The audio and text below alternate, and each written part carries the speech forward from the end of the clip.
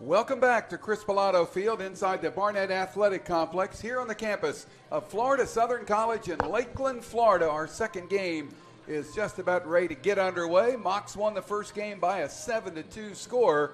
A little bit of a longer delay between games because this is alumni weekend, and boy, they had a great gathering out in left field for Florida Southern with the current team and all the alumni players posing for pictures out there. And, you know, we were talking, Lawton, as we get set to start the second game, that this is Chris Pilato's last alumni game. She'll be an alumni herself coming up, or alumnus coming up after this. Well, she is an alumnus. She graduated from here anyway. Yes, sir. This is probably a very eventful and very emotional weekend for not only Chris Pilato, but all of the alums who previously served her.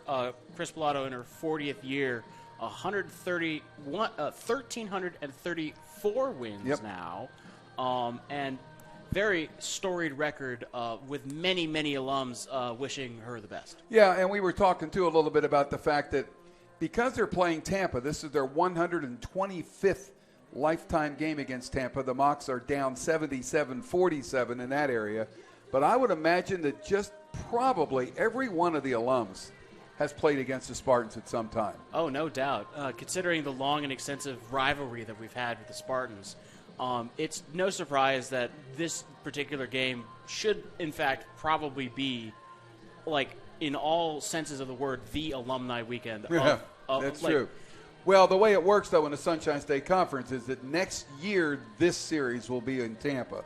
So they would have to have a different game here. But it could be Rollins. I mean, what a rivalry Rollins is for the Mocs. I mean, I would say it's probably the biggest rivalry. Rollins and Tampa are the Mocs' two biggest rivals, and I don't really care what sport you're talking about. It's definitely that, I think. Oh, no doubt. Things get very heated at most games. Even here at softball, it can get quite heated at times. Both the basketball games, the crowd gets riled up. Attendance is high. Lacrosse, major attendance, large amount of crowd participation. It can get really wild here at FSC. Well, you can see the Mocs are out on the field getting ready to start. We'll go ahead and get you the lineups. It's a rematch pitching-wise of the game here last night, won by Tampa 2-0. Kristen Beecham pitching for the Mocs here this afternoon, and she'll be opposed by Corinne Miner for Tampa. Here is the Tampa starting lineup, pretty similar to what we had. A couple of changes towards the bottom of the lineup. Steph Ballmer, the shortstop, will lead it off. She'll be followed by the second baseman, Christina Clauberg. Pitcher Corinne Miner will hit third. She played center field in Game 1. Mariah Galehouse, she is the center fielder. She started on the mound, took the loss for the Spartans in Game 1. She'll bat in the cleanup spot. Maddie Farrell back behind the plate, batting fifth. Bailey Phillips at third base, batting sixth. And then two changes to the Spartans lineup from Game 1. The designated player in this game is Amy Perkins. And the right fielder batting in the eighth spot is Mac Allen. And the left fielder, Emily Proffitt, will finish the batting order. She will hit ninth in the game. Emily Jensen, the first baseman, will not hit in this game. Mock defense, pretty similar. Alex Meso is behind the plate here in Game 2 with Kristen Beecham on the mound. The infield is the same. Maddie Connor at first, Celia Higgins at second, Kelsey Peck at short, and Megan Sexton at third. Jessica Bryson back in left, Jaden DeWitt in center, and the right fielder in Game 2 is Lindsey Wilson. First pitch of Game 2 is high for a ball. Tyrone Miller has the plate here in Game 2, and Ralph Rodriguez will work the bases. Ballmer was 0 for 4 in the first game, and sort of ironic, I guess, in a way. She hit 4 flyouts, 2 to left, 1 to center, and 1 to right. And that stance we saw throughout the first game, she pulls that bat back and did not want to take that one. There's a called strike, our first strike of the game here. 1 ball, 1 strike on Steph Ballmer, the leadoff batter here for Tampa. Mocs are going for the sweep after winning the first game 7-2. And wouldn't that be a sweep? We've gone from a extensive losing streak to beating one of the best teams in the SSC. Hard shot into right center field. That's going to get down and go near the wall. DeWitt runs it down. Ballmer rounding second on her way to third. She will go in standing up with a triple. And just like that, the Spartans off and running here in Game 2. What an impressive hit by Ballmer. Right out into the middle of the field. Even with that heavy wind that's blowing in from center field, it managed to just drop down right next to DeWitt. Excuse me. Well, it is heavy because we were down on the field there between games, and the wind is really blowing. Well, here's Clauberg, runner at third, nobody out, and she takes the first pitch for a called strike, 0-1. Clauberg in the first game, 1 for 4. She also had 3 flyouts, 2 in left and 1 in center in that first game. Spartans right away with a runner at third after the leadoff triple by Balmer. And Kristen Beecham wants to get out of this one if she can. Pitches fouled down the third base line. And the count's even at 1-1. Well, I would think Leslie Cantor, the Tampa head coach, told her, girls, you come out here swinging in game 2. There you go, yeah. If you do not want a replication of the last game where the Mocs built up so much momentum that the Spartans were unable to climb out of that hole. The Spartans have only been able to score 2 runs in both the games that they have faced Florida Southern. Pitches chop foul down the first base line out of play. Good swing by Clauberg protecting the plate here on 0-2. Hopefully, the coach Leslie Cantor wants the Spartans to actually score more than 2 runs in this game. That will probably be their recipe for success. Beecham comes set. Pitched very well last night here in the 2-0 loss, by the way. And that pitch comes in low. It's 1-2. Leslie Cantor, 26th year as the Spartans head coach, coaching over at third. 673 and 452 is her lifetime record. Following the loss here where the Mocs basically put it all together, and that was really, really good to see. Here's the 1-2 to Clauberg. Ground ball to third. Sexton will hold the runner, throw to first, and that's 1 away. That's the way you make the play. Good job by Megan Sexton and Maddie Connor on the usual end there at first base. So 1 away, and here's Corinne Minor now. Minor can help herself. She is the pitcher here in game 2, and she threw a 1-hit shutout at the Mocs here last night. Yes, sir. Corinne Minor is a very dangerous batter, hitting very, very well over the past season. Last game, though, she only had 1 for 4 hits. So. Long fly ball to deep left field. Bryson's going to go back. She cannot get it. It goes off the wall. The run will score easily, and into second with a double is Minor. The Spartans will take an early 1-0 lead. I may have spoken too soon. RBI double for Corinne Minor. Good effort by Bryson. She went all the way back to the fence there, 210 feet down the line here in left, and she just could not quite get to it. So Minor at second, 1 away and 1 run in. Here's Mariah Galehouse. She pitched and became the designated player, was 1 for 3 in the opener. Pitch by Beecham is a called strike on the changeup, 0-1. Jim, it must be really nice to have a pitcher that can hit really well. Well, the Spartans have 2. I mean, Galehouse started, and she can really hit, and so obviously can Minor. It allows you to not play with a designated player if you don't want to. Now, the Spartans are today. They have played it in both games with first baseman Emily Jensen not hitting. But it does give you some options, no doubt about that. By the way, the double for Minor was her 3rd of the year. She has 14 runs batted in now for the Spartans. She's at second with 1 away. Counts 1-1 here on Galehouse. Chopped foul right at home plate. It's 1-2. Mocs had 14 base hits in the first game, and their hope is that they can try to replicate that here. But boy, watching Minor last night, Lawton, she's pretty good. Yeah, I'm sure that Chris Bellato down in the dugout is saying, look, 14 is our goal. If we can hit this again, we will win this game again. And the pitch here by Beecham will be outside. Counts 2-2 on Mariah Galehouse. Game just underway. Spartans with a run here in the top of the first inning. On a triple by Balmer and a double by Minor.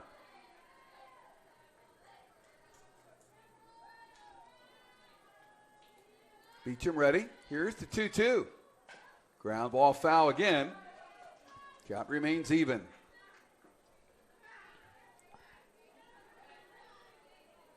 Saw baseball 1 today over at Henley Field, 9-3 over Northwood. Very busy time, spring sports. I don't care what school you're at. You've got all kinds of sports going on. Pretty much every day is a different sport. Oh, yeah. 2-2 the count. Hard foul down the third baseline. Got out in front of that changeup just a little bit too much. Count remains 2-2.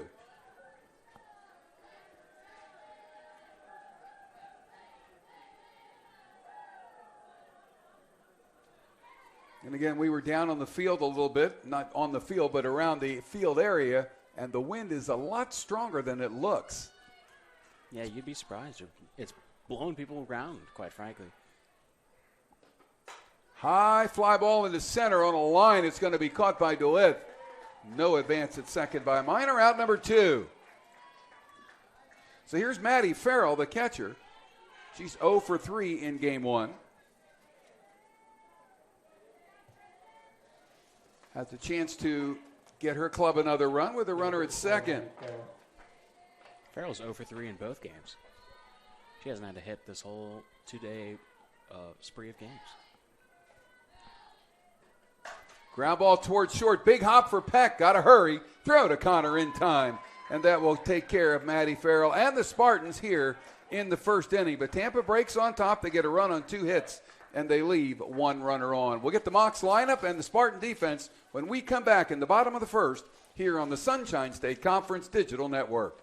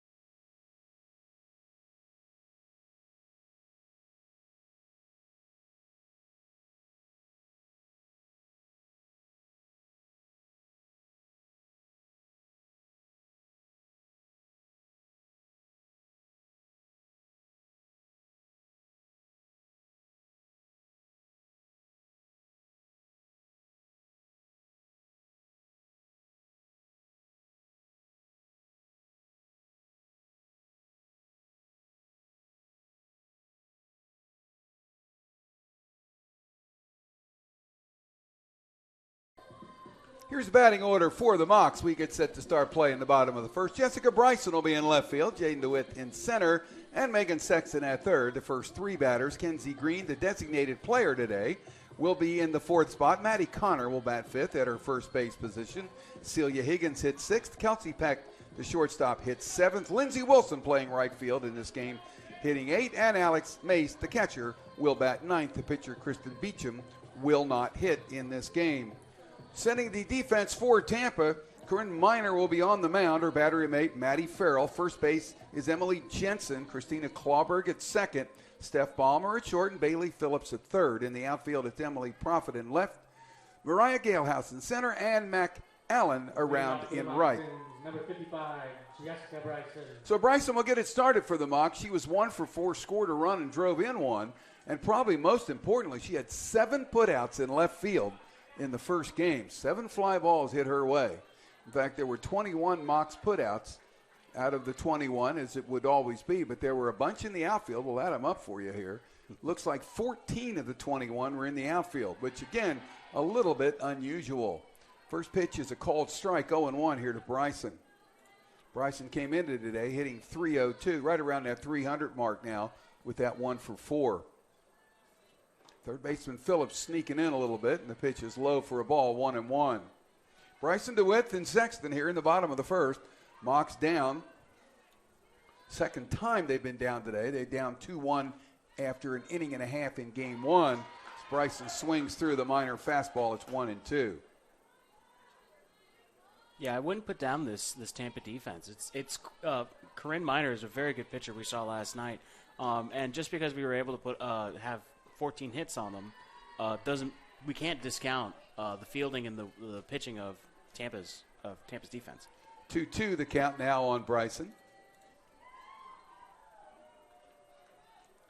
Minor set and the pitch fouled off to the left, out of play. She was trying to poke it down the line and left. So it stays 2-2 here on Bryson. One of the Mocs' young freshman standouts. River Ridge High School in Newport Richey up in Pasco County. Again, fouled down the line at third. Count remains 2-2. If you think about it, Higgins is a sophomore, and the shortstop Peck is a freshman. That infield be together for a little bit. That center infield will be together for a while. Yeah, to have a line shot down the line. That's a fair ball in left field. That'll be a base hit. Bryson going to try to go to 2. Here's the throw. She'll make it. How about that? Jessica Bryson gets a leadoff double for the Mocs. Profit in left field. Just could not get it back in time. Bryson never broke stride from home plate. She's in scoring position now with nobody out. Yeah, with all this this youth and talented youth on the Mocs roster, I have a feeling that the Moccasin softball team is going to be really good in the next few years to come. Well, Sexton's a senior at third, but Connor also only a sophomore at first. So sophomore, freshman, that's pretty good. Pitch is taken by DeWitt for a ball, 1-0. Now, you think about that. It's a base hit here by Bryson. They only had one hit off this young lady last night. They've already got it here in the bottom of the first. Hopefully that will be an improvement over last night. Pitch is taken for a called strike on the corner, 1-1. DeWitt also a sophomore.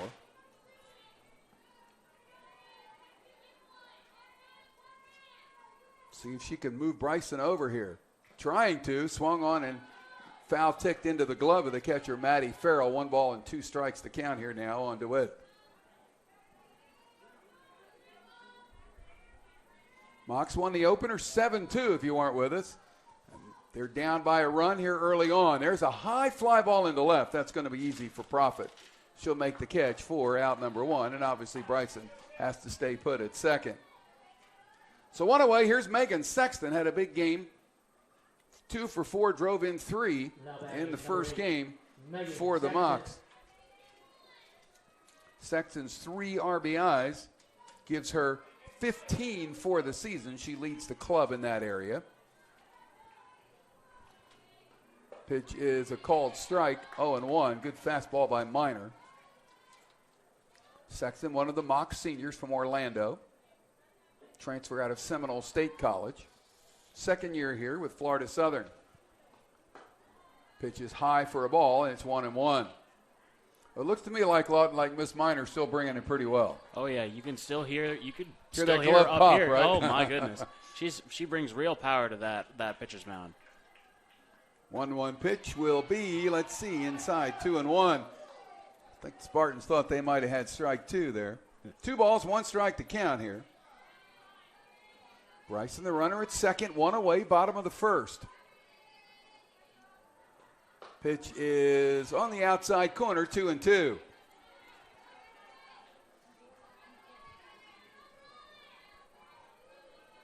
Two balls, 2 strikes.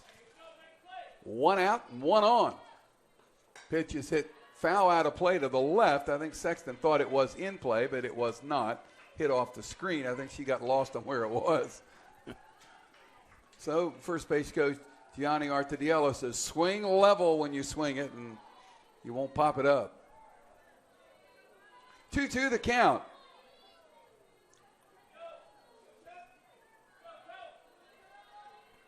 Pitch by Minor will be low, ball 3.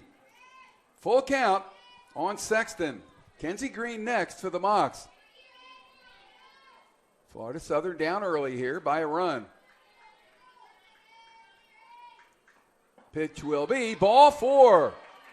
And we didn't see that last night from Corinne Minor at all. No, sir. First walk of the game. Sexton aboard at first. Bryson stays at second. Here is Kenzie Green now with 1 away. The dangerous Kenzie Green. Kenzie Green had only 1 hit last game, but she came into this series with almost a 400 batting average. Yeah, she was at 391. Pitch is high for a ball, and what's interesting is that she gets hits in bunches. She's had 3 games this year where she's had 3 hits in each one. So when she gets cranking, she gets cranking. And now there's a chance here. Of course, the Spartans would like to get a double play on a ground ball to get out of this. Pitch is inside. It's 2-0. So Minor a little off from last night. And sometimes you wonder, Lawton, when you have to come back and pitch the next day. I know it's not baseball. You don't do that. But still in all, it's a lot of work. Yeah, no. She pop foul out of play. It goes to 1-2 now on Kenzie Green. Yeah, Minor pitched a very good game last night. Yeah, brilliant game. Probably exerted a lot of herself during that game, so maybe she's showing signs of fatigue. Yeah, could be. Yeah, you're right. We'll see. 1-2 the count here on Green. Miner looking for a strikeout. Fouled again. Kenzie's swinging the bat off the screen. It stays 1-2. Bryson at second and Sexton at first here in the home half of the first. Spartans had a couple of hits in the top half against Kristen Beecham, score a run.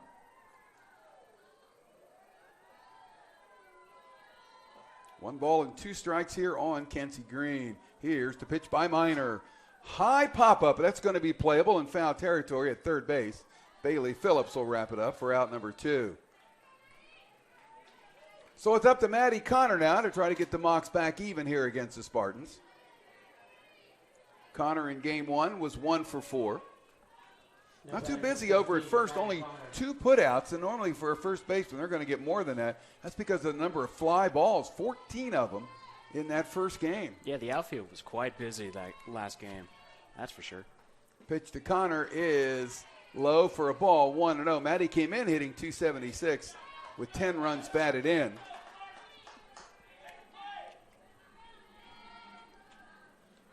And fielding flawlessly over at first. Here's the pitch. High fly ball in his center. That ought to be playable out there for Galehouse. She will cruise under, make the catch for the third out to retire the side. So the Mocs get a couple of runners on, including a double by Jessica Bryson, but they will leave them stranded. We go to the second. Spartans lead it by 1 here on the Sunshine State Conference Digital Network.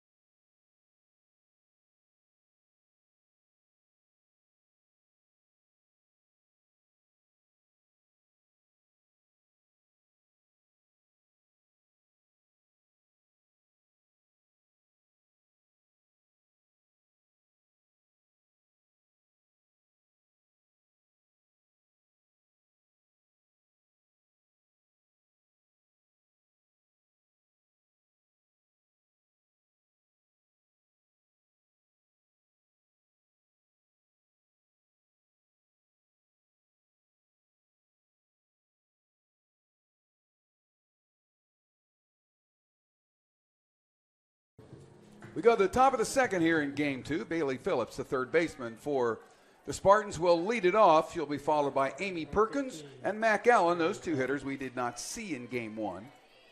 Phillips in game 1 was 1 for 2 at third base. Kristen Beecham starting her second inning on the mound. Touched for a couple of hits and a run in inning number 1. First pitch is a great changeup for a strike, 0-1. No balls, 1 strike on Bailey Phillips, the third baseman.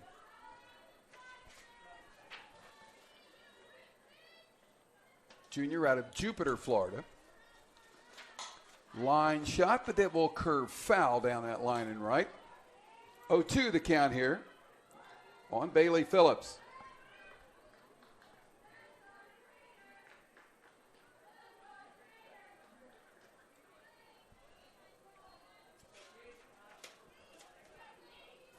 Beecham ready. Here's the 0-2 coming up. Called, strike 3, no doubt about it. Great pitch. Strikeout number 1 for Kristen Beecham. Beecham, by the way, coming into the game here today with a record of 4-7 overall, an ERA very good of 2.25. 65 innings, 67 hits, 33 strikeouts, only 12 walks. That is quite impressive. And again, when you see the number of losses, all it says is, like last night, she got no support. You know, lost 2-0, only got 1 hit behind her. There's a attempted bunt and a miss there by Perkins, 0-1.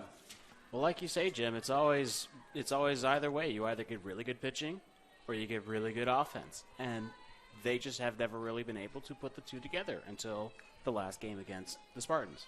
Pitch will be taken for a ball. It's 1-1. Perkins, only her 8th game this season, only been up 8 times to the plate, has 2 hits and 2 runs scored. She's a freshman out of Fort Myers High. Near where I grew up, as a matter of fact. That's true. Little chopper. Beecham going to pick it up. Could not get it out of her glove. So the runner will beat it out. Now we're going to have to wait on the call on that one. Even if she feels it cleanly, that would have been a tough one. They're going to go ahead and give the batter a hit, and I don't think that's unfair. If she picks it up totally clean and fires a strike, she's probably got her, but that was a tough play. So an infield single credited to Amy Perkins. Here's Mac Allen up for the first time in the series. Left-handed batter, as you can see. And Beecham's first pitch is fouled down the line. Like Perkins, Allen has been in a few more games, 16 of them, but has only been to the plate 7 times.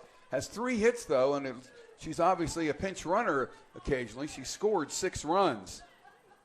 So a really good .429 average for Mac Allen. Well, every team has to have the really good runner, so. She's getting a chance to play in right field here. That pitch is low, and a nice job by Alex Mace. She's coming up ready to throw. And Mace has a good arm. I wouldn't think they would challenge her. Allen, a junior out of Wharton High in Tampa. That's up in the eastern part of Tampa, North Tampa. 1-1 count on Allen. Pitch is way upstairs, 2-1. Perkins, the base runner at first, does not have a steal. Tampa has 7 as a team this year. Again, you don't see a lot of stolen bases in softball. 2-1 pitch is low, ball 3. So Beecham starting to get herself into a little trouble here. Emily Proffitt, the left fielder, on deck here for the Spartans.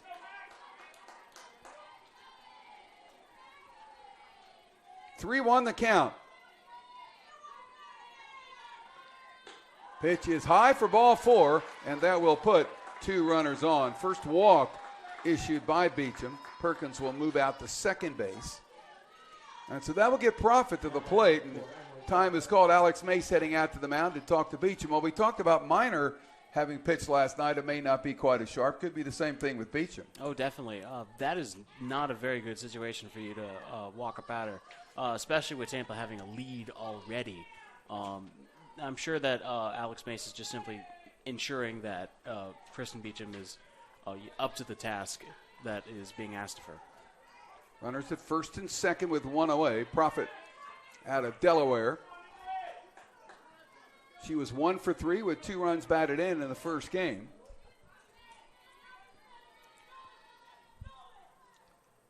Pitch is low for a ball, 1-0. And time called.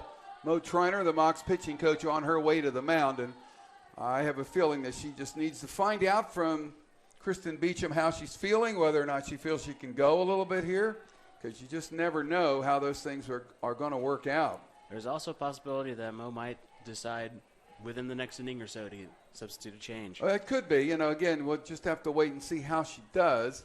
We're looking down into the bullpen. Looks like there might be some activity getting started down there.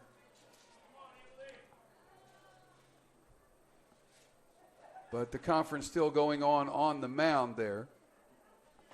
And now Mo Triner's had her say again, she will be the new head coach of the Mocs next season, as Chris Bellato will finish a 40-year run as the Mocs head coach. Unbelievable, 40 years. Yeah, you don't see that every day. Boy, you don't see that very often. But now our counterpart, Leslie Cantor at Tampa, is in her 26th year. Yeah, there you go. So that says that jobs are good. And it's a pretty good place to live, actually. That's another part of it. Well, yeah, considering the weather that we have right now, yeah. I could see why people were moving here. Here's the pitch to Proffitt, will be upstairs, 2-0. 2 balls, no strikes. Well, one thing the Mocs cannot afford to do, they can't afford to get too far behind. Oh, no, sir. Not with Corinne Minor on the mound for Tampa. Perkins at second, Allen at first. Both players in the series for the first time playing. Here's the 2-0. Swung on and missed, 2-1. Hard to tell on that, but that might have been out of the strike zone too. 2 balls, 1 strike to count. 1 away, runners at first and second. Spartans with a run in the top of the first. Trying to get more here in the second. Pitch by Beecham. Ground ball to third. It's a fair ball. Sexton steps on third, throws to first. It's wide. The runner at first will be safe, but the runner, Perkins, is out 5 unassisted. Allen goes to second. Profit to first. And now first and second with 2 away. Boy, for a second there, Lawton, I thought you got a double play here. Step on the bag, fire to first. Just couldn't quite get it. It was quite close, but Sexton's throw was just a little under. And, of course, Connor had to get in to actually catch the ball and prevent another score from Allen on second. Pitch to Balmer. The leadoff batter is a curve that will be called a strike, 0-1. Balmer hit a triple and scored back in the first inning. And, again, she's the one who shows you bunt all the time and hasn't yet even offered to bunt. But the way she swings the bat, I don't know if I would either. 0-1 count.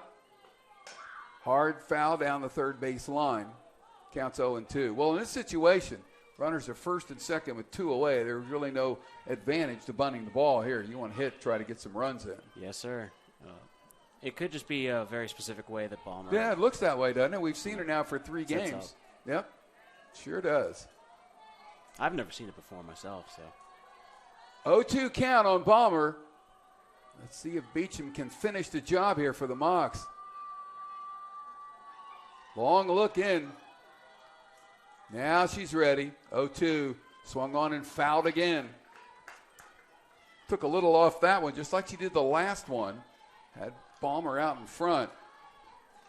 Well, Balmer's just trying to keep herself alive and trying to get her fellow compatriots into home base. And she's only a sophomore. She's out of Steinbrenner High in Tampa. She's a good one. One of the leading fielders in the Sunshine State Conference at that tough position, shortstop. Here's the 0-2. Line shot into left field, going to drop down for a base hit. It gets away from Prosser. That's going to get a run in. Perkins will, or rather, Allen will come in to score. Profit will go to third, and on at second is Balmer with an RBI single, and Tampa takes a 2-0 lead. I would think that they will give Prosser, I meant Bryson in left field. I would think that they might give her an error on that for allowing that run to score. An RBI will be given, though. You can also hear, probably also the folks at home can hear, Tampa's bench is fired up. Oh, right yeah. now. They're ready and raring to go. Well, big moment in the game. Second and third now with 2 outs. Clauberg steps in. She grounded out to Sexton in the first. High fly ball hit pretty deep to left. Going back is Bryson, and she will make the catch on the warning track over her head for the third out to retire this side. So she may have made an error on that last one, but boy, did she make up for it with that catch. Spartans get a run. They do it on 2 hits, 1 error, and 2 runners left on. We go to the bottom of the second. It is 2-0 Tampa here on the Sunshine State Conference Digital Network.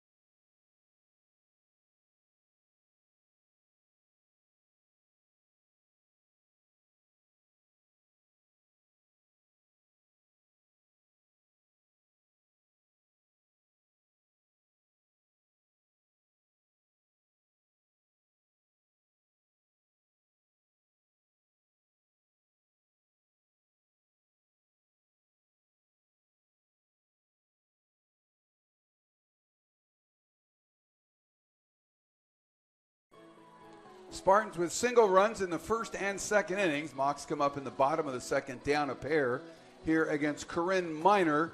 Mocs did get 2 runners on in the first inning. A double by Bryson, a walk to Sexton, but could not score the run.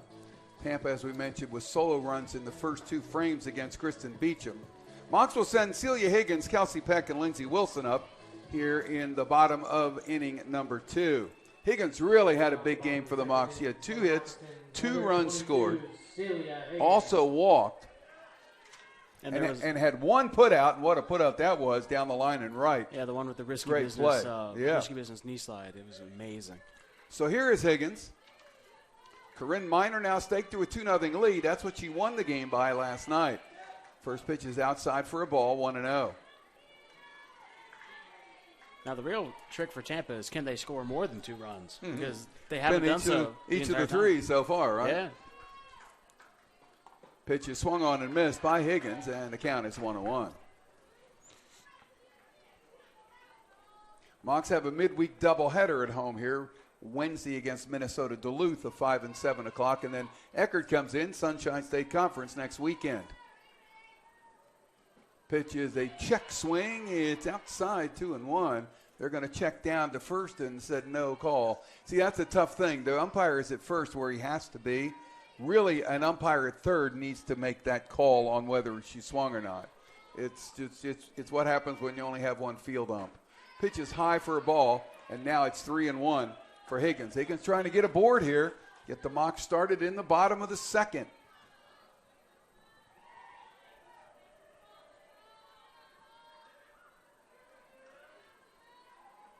Right-hander set by Minor. The pitch is ball 4. Higgins will walk, and that is 2 walks in as many innings now for Corinne Minor. And that certainly was not the case last night. Here's Kelsey Peck, the Mocs shortstop. Peck had 2 hits in 3 trips to the plate back in game 1 out of the McKeel Academy here in Lakeland. And again, a young freshman. See if she's bunting. Phillips, a third baseman, thought so, but she takes it outside for a ball and did not show bunt. 1-0.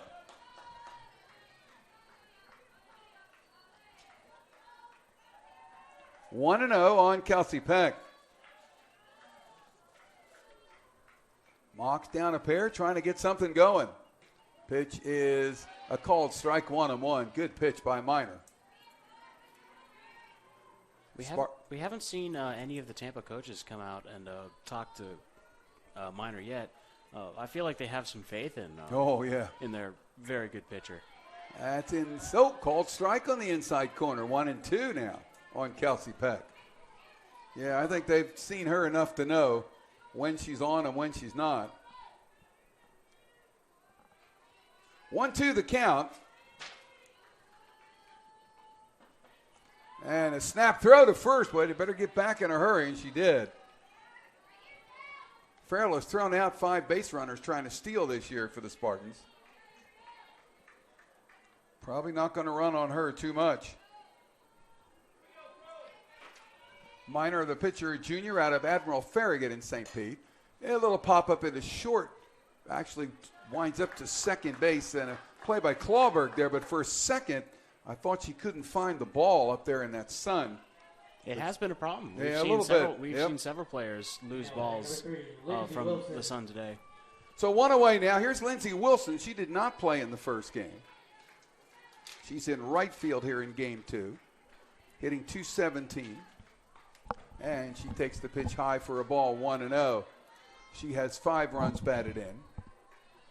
And really, one really good number for her, as I probably jinx her. She's walked 8 times, but has fanned only 3 times in 46 trips to the plate. That's a good number. That's not terrible. Foul ball back to the screen. It's 1-1 on Wilson.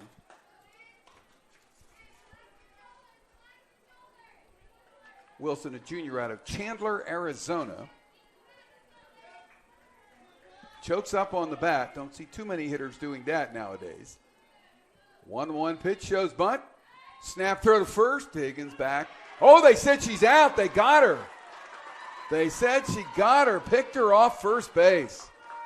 Goes from Farrell to Jensen. 2 away, no one on, and a 2-1 count on Lindsey Wilson. Yeah, that's the risk you take when you try to steal.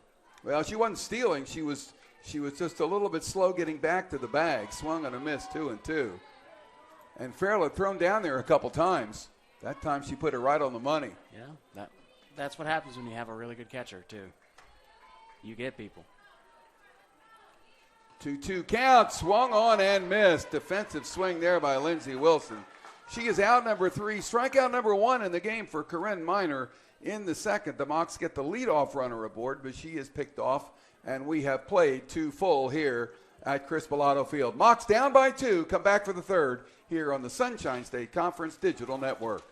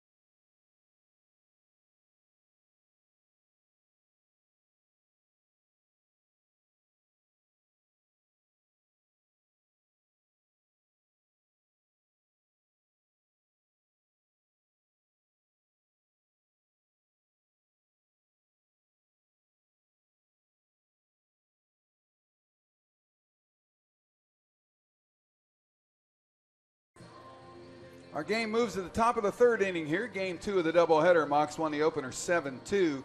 Tampa with a 2-0 lead so far. And it'll be the heart of the order against Kristen Beecham. Her counterpart, Corinne Miner, will lead it off. Then comes Mariah Galehouse and Maddie Farrell, the 3, 4, 5 batters in the order for the Spartans. Miner has a double and a run batted in back in the first inning. 2 hits in the doubleheader. Leading off the Spartans, number 22, Corinne Miner. For the Spartans with runs in the first and second, Mocs would like to stop that trend right here. First pitch is foul down the line and right out of play. It's 0-1. No balls and 1 strike on Corinne Miner.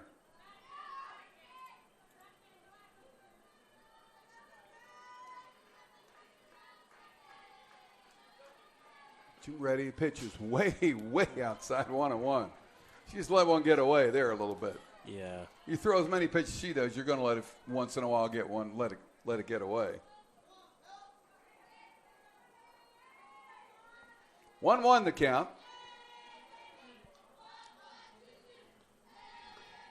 Pitch is high and away, 2-1.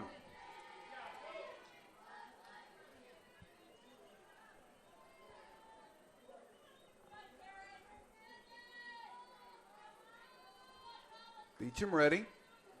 Here's the pitch. High fly ball. Boy, that thing has hit a mile in the air. Down the line in left foul territory. Bryson is there. A little bit of a snow cone at the end of it. But she makes the catch for out number 1 here in the third. So here's Mariah Galehouse. She flied out to DeWitt Center back in the first. She's 0 for 1.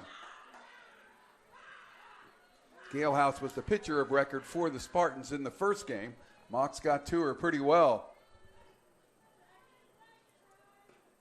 Pitch is outside 1-0. Yeah, Galehouse kind of struggled in the last game. She had only she let 10 hits in and was charged with 6 of the Mocs' 7 runs. She really did have to be bailed out by Sam Kay, the other relief pitcher. Shot into right center field. That's going to get down. It's going to go. What a play by the Wilson. They got a shot at her at second, and they did not get her as the relay was dropped at second base. So they'll give a double to Galehouse there, but a heck of a play by Lindsey Wilson to keep that thing from getting by. If it gets by, Galehouse is at least at third, and she may have given it a shot. Yeah, she caught that in screen with her glove sort of like backwards. Backhanded, nice Backhanded play. grab. That was very, very well done by Lindsey Wilson. So here's Maddie Farrell, the catcher. She grounded out to Peck in the first inning, 0 for 1. 5th hit for the Spartans. There's a shot into right center field. That's getting down for a base hit. Wilson comes up with it. The runner, Galehouse, will stop at third. Single for Farrell, her first hit of the day. And now the Spartans with runners at first and third, 1 away, and here comes Mo Triner out again. And I'm wondering if we may have a change here. I'm not sure. Yeah, Beecham's really dug herself into a hole this time. Well, we see Gianni Artediello, the assistant coach, with the home plate umpire Tyrone Miller. So we will, in fact, have a change coming up. And it looks like Jenna Weldon's coming back out. Oh. So the Mocs are going to make a change here. Jenna Weldon coming back out. She pitched and won the game in game 1. Now, we'll keep it here momentarily just to make sure that that's what we see, but I think we do.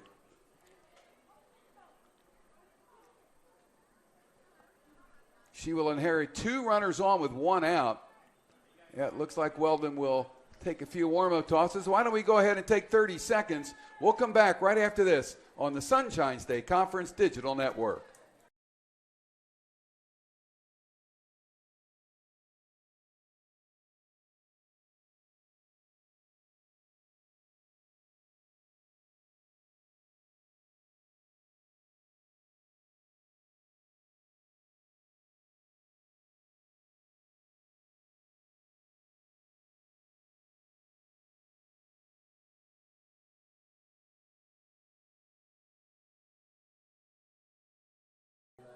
So Beecham winds up going 2 1/3 innings, giving up 6 hits and a couple of runs. Those 2 runners on base are her responsibility. Jenna Weldon coming in now for the Mocs. She pitched 7 innings in that first game, gave up 6 hits, 2 runs, neither one earned, had a walk and 4 strikeouts in throwing the complete game for Florida Southern and doing a really, really nice job. But she's inheriting a trouble spot, and right now with a 2-0 Spartan lead and a couple of runners on, it looks like the Mocs probably thought this game might be in the balance, and they figured that they may need to get Weldon back out there. So we'll see how she does. Beecham struggled a little bit today after pitching really well last night. Bailey Phillips is the first batter. Gail House at third and Farrell at first. Mocs would love to get a double play, but that's hard to turn in softball. Here's the pitch by Weldon, and it's a fastball right down Broadway, 0-1. And that looked like the Weldon we saw in Game 1. Yeah, the Moccasins staff probably wants to ride the hot hand of Jenna Weldon as long as they can. 0-1 pitch will be upstairs, 1-1.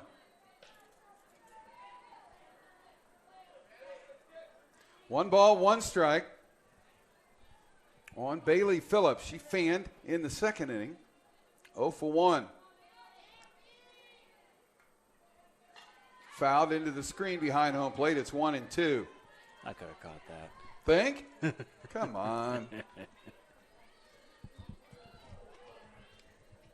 Ball comes at you quicker than you realize. I have cat-like reflexes. Yeah, okay. I hear you. 1 ball, 2 strikes to count. Ground ball foul down the line in third, stays 1-2.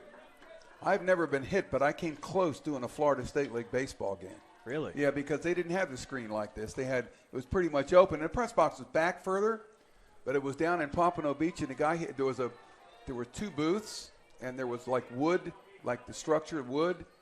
A foul ball slammed off that wood right in front of me. Oh my goodness. That must have been really scary. 1-2 pitch, snap, throw to third, and nobody going anywhere. Well, what happened there, too, was there was another announce team in the booth next to me. And so after that slam, and I had it on radio, I could hear it. I kept it. And we kind of leaned out the window and looked at each other like, whew. Well, fortunately, we don't have to worry about that here. Foul ball out of play. Now the fans might. Yeah. Well, not too much either there.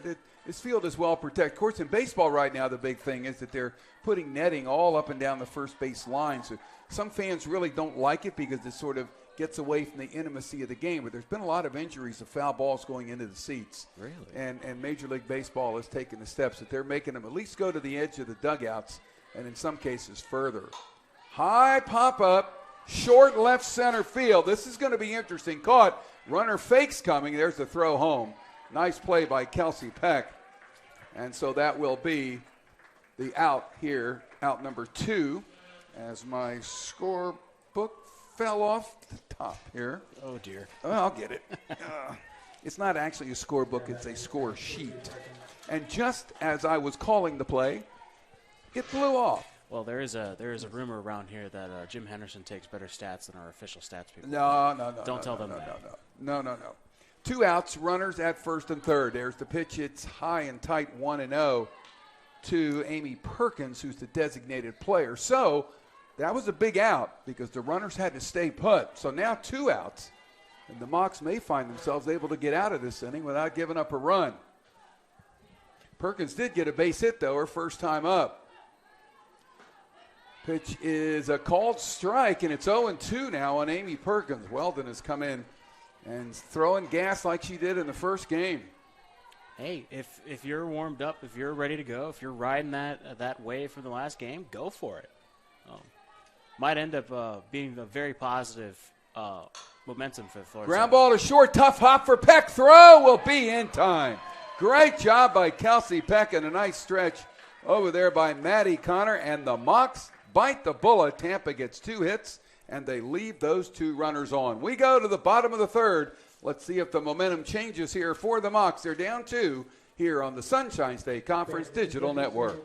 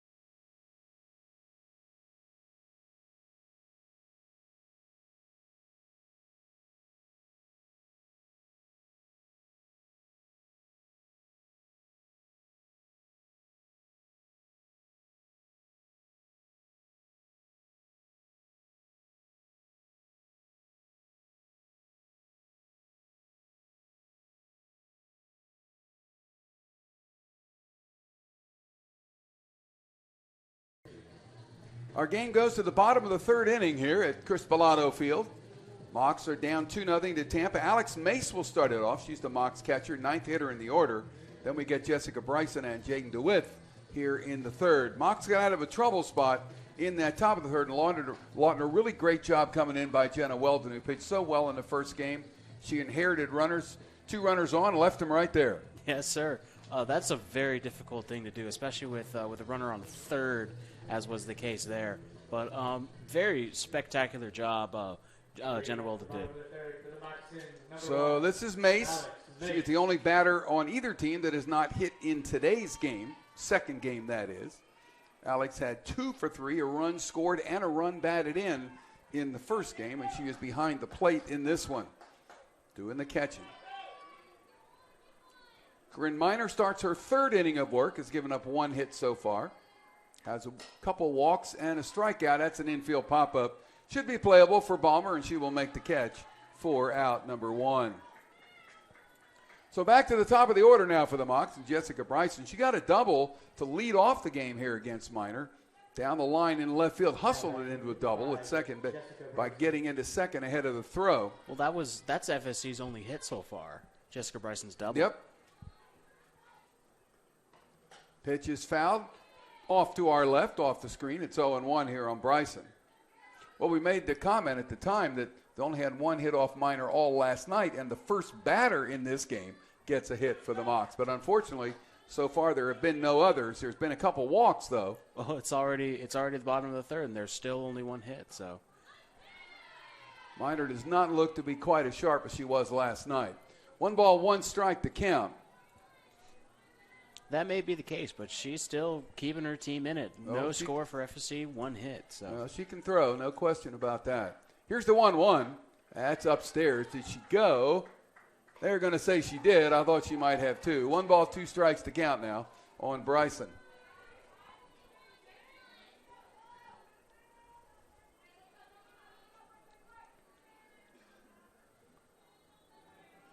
Miner gets a sign from Farrell. The 1-2 is fouled out of play. Good job by Bryson to spoil it off. Made a really nice play out near the fence in left field. Made the third out of an inning here. That, in fact, it was that second inning with a couple runners on. I think it's over her head. That's problems for the Mocs. 1-2 count. Pitch is fouled again down the line in left. Good job of Jessica Bryson just keeping herself alive in this. They're going to say she's out. She must have stepped out of the box. Oh, dear. So that will be a put out to the catcher. 2 away, and Jaden DeWitt will come up. Well, both these batters who do run up, if you swing and you're out of the box, you are considered out. So you don't see that in baseball, but you sure see it here sometimes. And there is DeWitt doing the same exact thing, but taking it outside for a ball, 1-0. DeWitt flied out to the left fielder Profit back in the first. She's 0 for 1. Well, Bryson and DeWitt both have very similar approaches to how they swing at the ball. Yep. Pitch is high again, 2-0. And the way they swing the bat being left-handed, they're almost assuredly going to hit it to left. Not 100%, but they're generally trying to get the ball into left field for a hit. There's the pitch high again. So it's 3-0 now on DeWitt. Well, generally that's a really good place to put it in left field if you want to just get on base. Oh, yeah, absolutely. 3-0 count now on DeWitt. Minor throws a pitch for a called strike, 3-1. DeWitt shows bunt on virtually every pitch, but has yet to offer it one here. Similar to Stephanie Ballmer. 3-1 pitch, and that will be strike 2, and that's a good pitch as well. So the count's full now, 3-2. 2 outs, no one on, home half of the third. Mox down by 2 here. Payoff pitch is fouled out of play by DeWitt. Count remains full.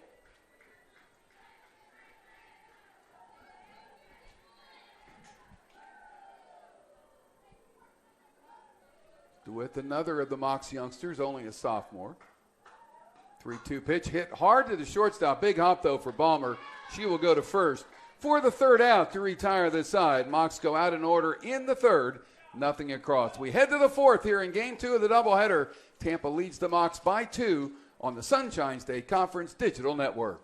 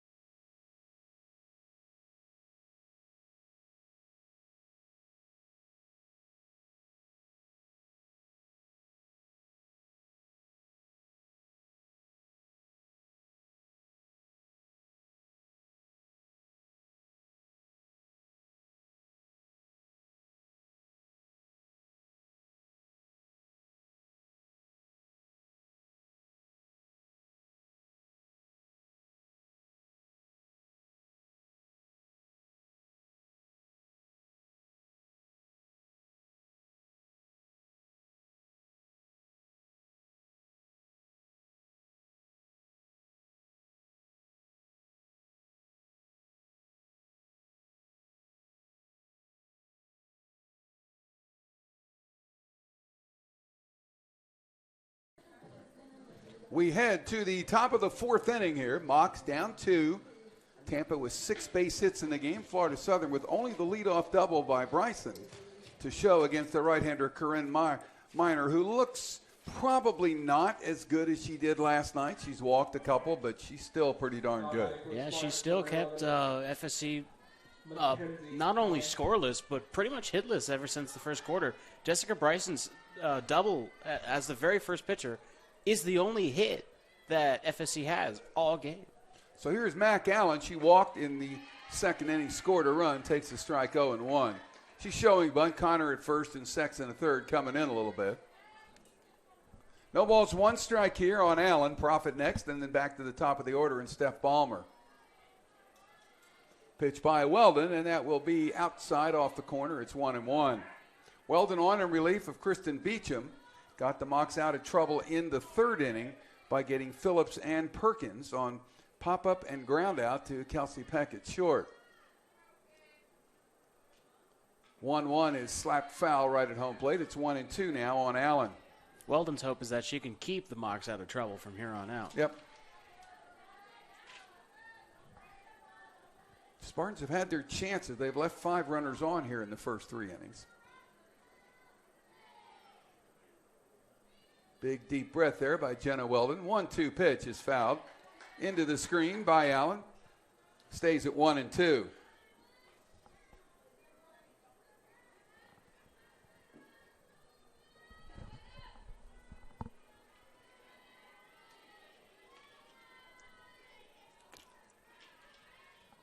Allen trying to get on to start the inning. There's a slap foul down the third baseline.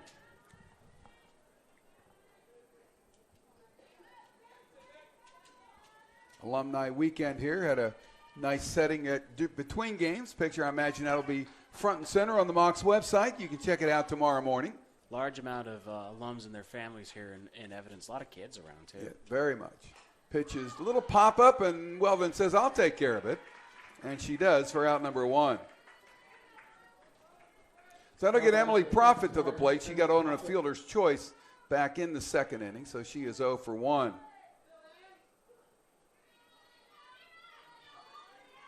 Wind continues to blow a little bit right to left here. Now, we have seen some balls hit pretty hard here that have not gotten out. The wind's calmed down from the start of the game, but it's still a factor. Shot into right field. That's the base hit, maybe. Coming up throwing is Wilson, but not in time, as Profit gets her second hit in the doubleheader. And she is a a base runner here with 1 away in inning number 4. So back to the top of the order. Here's Steph Ballmer. She got a run-scoring single in the second. She also had a triple and scored in the first. So she has had a hand in both Spartan runs here in this game. 1 out, a runner at first. And there is the prototypical Miss Ballmer pit look, and there's a swing and a miss, 0-1.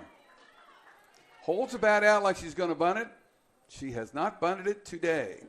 But Sexton is up tight at third, thinking that if there ever was a time, this might be it.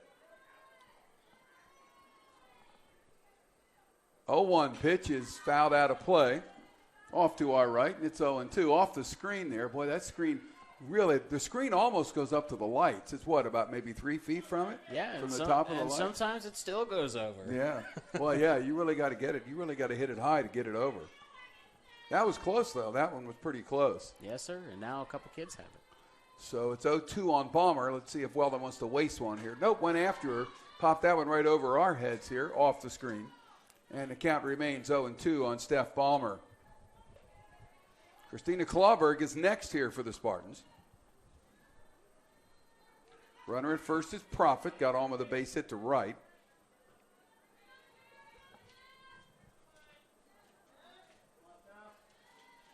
Pitch by Weldon, high, 1-2. Alex Mace came out of the crouch ready to throw, and in case Miss Profit wanted to try to take off. She wanted to try to pull what Farrell pulled in a couple innings ago. Yep. Well, Alex Mace has a really good arm. I don't think you're going to run on her too much. No, sir. 1-2 pitch is hit high into the air. That's going to be Sexton in foul territory at third for the out. So 2 away now, and Clauberg will come up. Profit remains at first base. Clauberg is grounded at third, fly to left, 0 for 2. Christina Clauberg.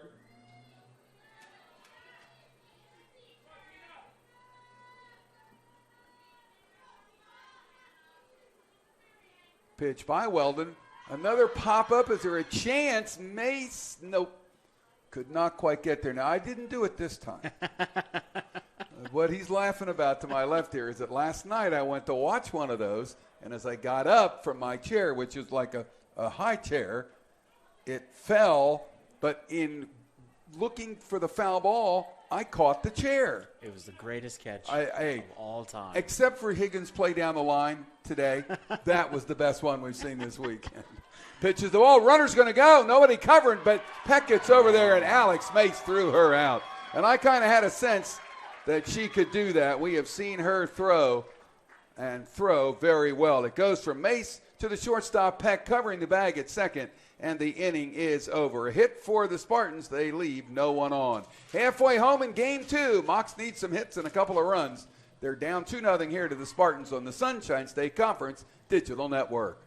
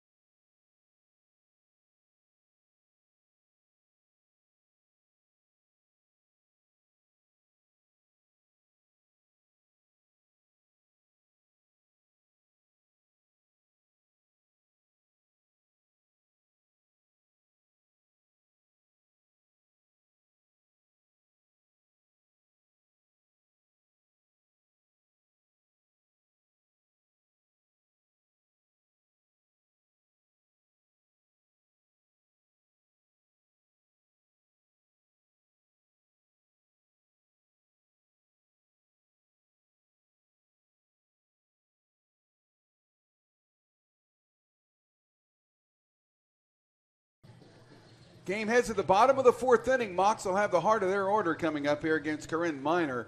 Megan Sexton, Kenzie Green, and Maddie Connor, first three scheduled batters here for the Mocs. We see, in fact, both pitchers are doing this. They're having to do a little bit of groundwork on the mound out there because the pitchers are kind of digging holes out there when they come forward with their stride. And you have to be really careful. You can get hurt if they don't really have that dirt in the proper spot. So we saw Leslie Canner, the Mocs or the Spartans manager, out there cleaning it up a little bit, and you can see they were doing the same thing right there. Well, you do have to keep in mind, Jim, that the Mocs are in the middle of a 14-game home Yes, stint. they are. Yes, so this they are. field is being abused right now. Yeah, it's getting a lot of play, no question about that. Well, here we go. Sexton walked in the first. First pitch to her is inside, 1-0. Sexton had 3 RBIs in that 7-2 win in Game 1. Pitch by Minor, hit hard. That's a base hit into left field, heading down the line. Good job to get over there by Profit, and she will hold Sexton to a single. Mock's second hit in the game. That ball just sped right past Bailey Phillips. She barely had any time to register that ball was coming towards her before it was already gone. Well, the third time in 4 innings that the Mocs have had the leadoff runner on here against Corinne Minor. Bryson with a double in the first and Higgins with a walk in the second. Pitches high to Kenzie Green, 1-0. Green fouled out to Phillips at third base in the second inning. First inning rather. She's 0 for 1. Sexton, the runner at first. Green represents the tying run. Here's the 1-0. Dropped it down. It's a pretty good bunt. They've got one play only. It's to first base. The sacrifice is successful. It will go from the pitcher to the second baseman, Clauberg, covering the bag on the play. Sexton moves into scoring position at second base. So a nice job by Kenzie Green. We don't really see her do that all that often, and she did it very well. Yes, sir. I mean, she's one of those players who specializes in, like, cannon hits, but a very skillful bunt on behalf of Kenzie Green. Maddie Connor takes it low, 1-0. 1 ball, no strikes here.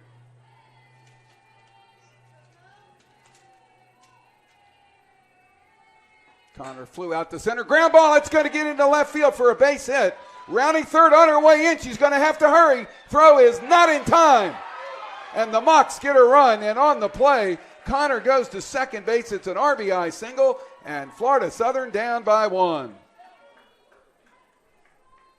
Megan Sexton turned on the Jets for that one. She ran as fast as she could to get home, and by golly, she beat the bit. Yeah, she did. The only problem was she probably should have slid, and it was pretty close at home plate. She did beat it. We have a good look at it, but I thought she was probably going to slide. Did not, though. Counts 1-0 here on Higgins, who walked her first time up. So the Mocs have scored for the first time in a day here, day and a half against Corinne Minor, and the potential tying run at second with only 1 away. Higgins shows bunt, takes a strike. It's 1-1 on Celia Higgins. I'd say that alone shows that Corinne Minor has some wear and tear over the past couple days. Yeah, that's 3 hits now and 2 in this inning. Pitch is taken by Higgins outside. It's 2-1. So Connor represents a tying run. We have activity in Tampa's bullpen. Minor ready. Here's the 2-1. That will be called strike 2-2. Good hustle, though, by Megan Sexton. And a good play by Profit in left field. The ball did not get by her. Gave her a chance to make the play. Yeah, no, Profit managed to get the foul ball down the line in left. Let's see if it's going to be caught. It is. A nice running catch by Profit right against the bullpen fence. And that will make Celia Higgins out number 2 here in the fourth. That's a big out for the Spartans. Profit has really been busy this inning. During Sexton's RBI, she did not throw it to third base. She instead threw it directly home. Yep. That is quite a throw for almost got her, too. It was a really good throw. Got her. Really a good throw. Well, here is Peck now. She popped out to the second baseman, and she takes the first pitch for a called strike, 0-1. She popped out to Clauberg back in the second inning. Tying run still at second, and Maddie Connor got a base hit and a run batted in here in the inning. Connor's 11th RBI of the year. Pitch is high, and it's 2-1 on the batter, Kelsey Peck.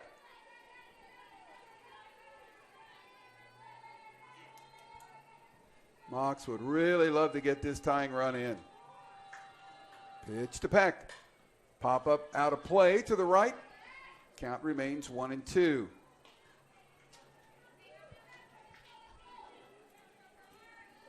Lindsey Wilson on deck here for the Mox.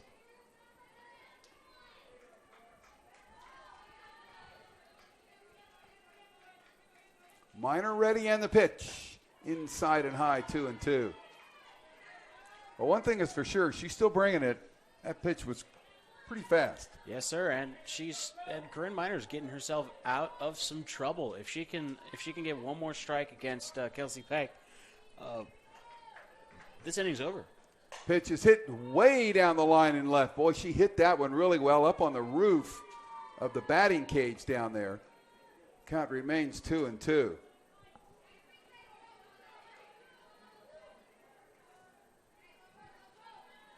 Connor at second, 2 away. 2-2 on the batter, Kelsey Peck. Here's the pitch by Minor. Bounced up, full count, 3-2. Nice stop there by Maddie Farrell. This is probably Corinne Minor's major pitch of the afternoon. Sure could be, you're right.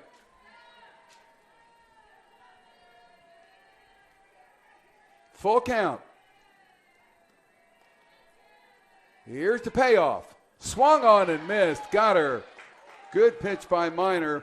Peck gave it a shot. Strikeout number 3 for Corinne Minor. In the fourth, though, the Mocs break through. They get a run on a couple of hits, and they leave one runner on. We go to the top of the fifth, game 2. It's a good one. Tampa leads it by 1 here on the Sunshine State Conference Digital Network.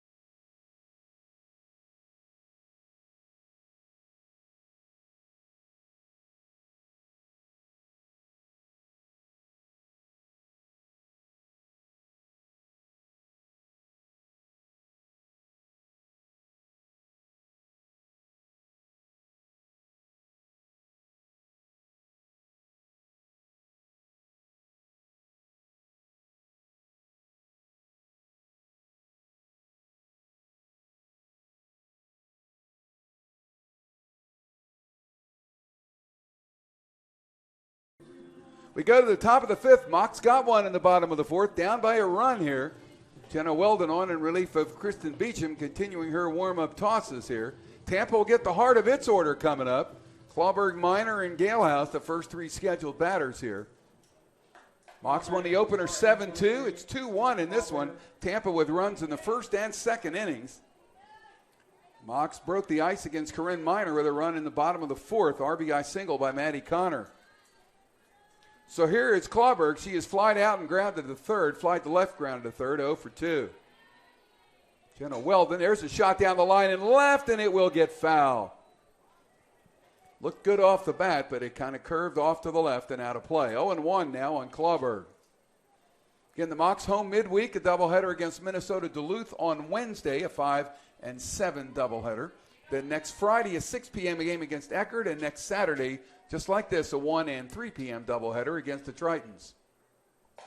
Chop foul down the third base line, and the count now quickly 0-2. Well, Jenna Weldon has come in and pitched very nicely for the Mocs. She has only given up 1 base hit in her time in. And to think she just pitched an entire game already today.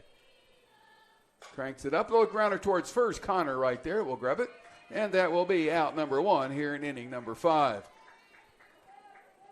Well, I just noticed and I probably have seen this before, but Maddie Connor's first base glove is huge.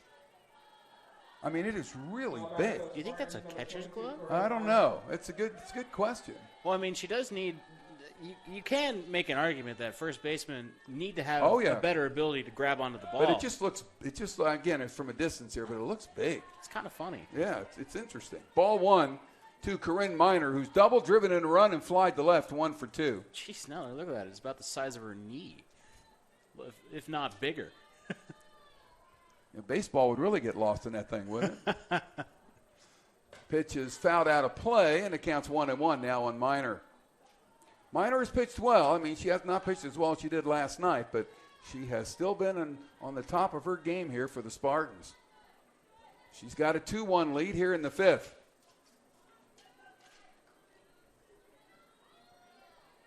One ball, one strike.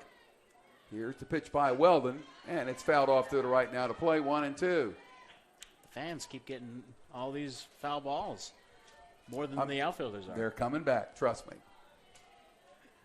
This is not baseball. You cannot walk out of the stadium with a ball. I would hope not. Otherwise, we'd run out. That's right. 1 ball, 2 strikes to count here on Miner. Weldon back off the rubber, now comes back on. And the pitch changeup hit on the line to left field over the head of Bryson. It's going to roll to the wall. Rounding first on her way to second is Miner, and she will have her second double of the game for the Spartans. And boy, that one, she read the changeup. She was waiting for it. She knew it, and she tattooed it down the line and left. Yeah, she definitely took advantage of the ball and the wind. The wind carried that thing just out of reach of Bryson's glove, and Miner gets a double out of it. So here's Galehouse. She got a double back in the third herself. Big insurance run out there for the Spartans. Pitch is high for a ball, 1-0.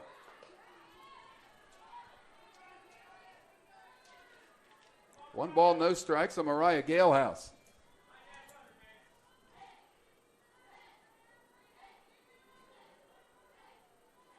Long look. Weldon's pitch is a called strike, 1-1.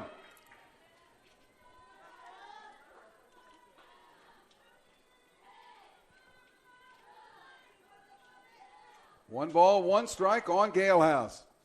Runner at second is Miner. Fouled into the screen behind home plate. It's 1-2. And you could see Galehouse wanted that one. Yes, she did. 1 ball, 2 strikes. 1 out. Top of the 5th. 2-1 Spartans. Fouled again. Right back into the screen. And I would say the screen has taken a beating today. Well, every game the screen takes a beating, Yeah, Jim. it does. You're true. That's It's true. Probably the best. Probably has the best fielding out of everyone on the field. Well, but it's a very good screen. You can see it. It's very strong. 1-2 count here. Pitch is fouled. Another one off the screen. I wonder what the screen's batting average is. It's fielding average. It's fielding average, yeah. 1,000. Perfect. The screen makes no mistakes. Count remains a ball and 2 strikes. Miner remains at second with 1 away. Mock's trying to keep it at 2 for the Spartans. Pitch is called, strike 3. And boy, Galehouse knew it. She could not pull the string on that changeup. And that is 2 away now for the Spartans. First strikeout for Jenna Weldon. Excellent pitch by Jenna Weldon. Really, really had Galehouse fooled until the very last second. And then Galehouse couldn't do anything about it. So here is Farrell now, Maddie Farrell. She singled and grounded to short, 1 for 2. Pitch is hit hard. That's going to be a fair ball down the line. That's going to get the run in from second base. And on at first with a single is Maddie Farrell. And the Spartans go up by 2. It's 3-1. Well, for the first time all afternoon, Jim, the Spartans have scored more than 2 runs. Well, a great piece of hitting there. Ball bounced off the bag at third. And when that happens, that's when things can get chaotic, but it was an easy score for Corinne Miner, who came in. Looks like we're going to have a pinch runner at first for Maddie Farrell.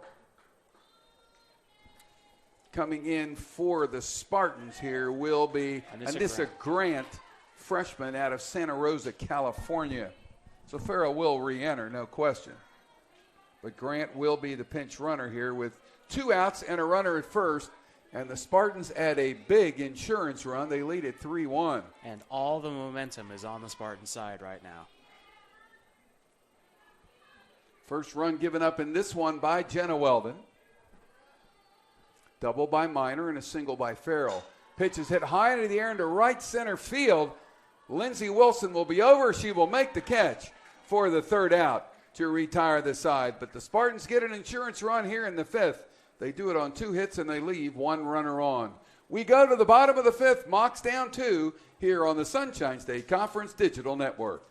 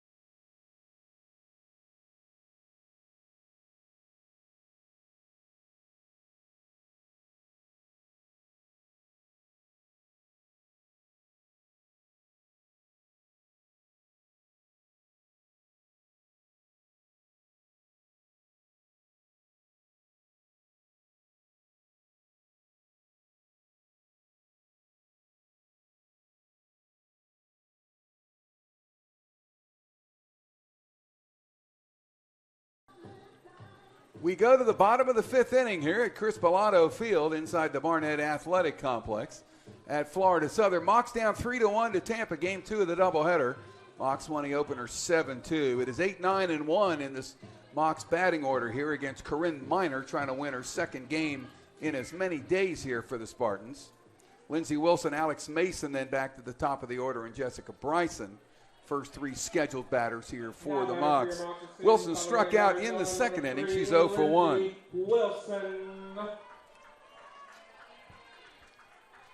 Wilson, again, one of the few players in the game, chokes up on the bat. Tries to slap the ball into left field. It's going to get down for a base hit. Lindsey Wilson with an opening single here in the 5th inning.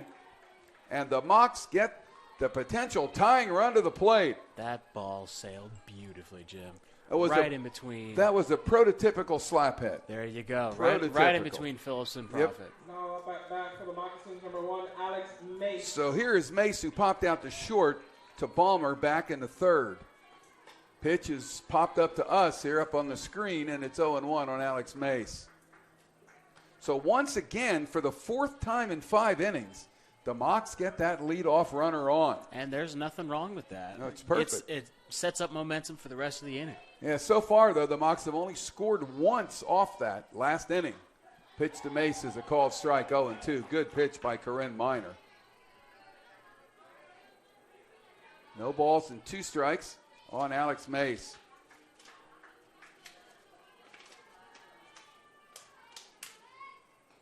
Pitch, swung on and missed, way out of the strike zone, fooled Alex. And she is out, number 1. Strikeout number 4 in the game for Corinne Miner. So here is Jessica Bryson, top of the order. She doubled to open the game in the 1st inning. She struck out, or actually she hit the ball but was called out for leaving the batter's box when she hit it in the 3rd. First pitch is a called strike, 0-1. Looks like Miner's cranking it up a little bit too. Miner is coming in with quite a surprise, having pitched a perfect game last night, coming in and immediately just shutting down the Mocs offense as well. 4 strikeouts is quite impressive. Bunted down the 3rd baseline foul, so the count's 0-2 now on Bryson. Base runner at first is Lindsey Wilson. Mocs with 4 base hits in the game. Tampa with 9. Tampa with a 3-1 lead. Bryson hits a slap hit in the left field. It's going to drop for a base hit. Heading up to second will be Wilson. And 2 prototypical slap base hits have the Mocs in business here in the 5th. Wilson at second, Bryson at first with her second hit of the game. Here is Jaden DeWitt. She has flied the left and grounded to short, 0 for 2. And you know what she wants to do. Takes a swing, chops it foul down the third base line. Boy, a good idea. If that ball gets over the third baseman's head, Mocs are running. One away, runners at first and second. Heart of that Mock order coming up with Sexton and Green following DeWitt. Phillips ready to charge at third. Pitch is outside for a ball, and it's 1-1. Well, boy, she does get out of that batter's box. She really does. Yeah, you have to be careful there because, you know, one batter's already been called out today. 1 ball and 1 strike on DeWitt. Pitch, slapped it down the line and left. That's a foul ball out of play. And it stays now, or it goes to 1-2.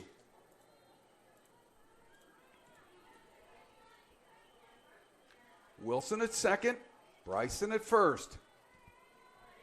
Second consecutive inning, the Mocs have had 2 runners aboard.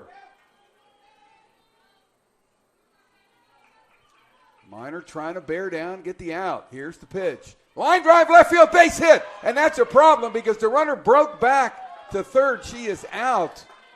Wilson broke back towards second, thinking the ball was going to get caught. It was not, and the throw by Profit to Phillips easily got Wilson. Bryson goes to second, and poor Jaden DeWitt with a base hit can now only get a fielder's choice out of it.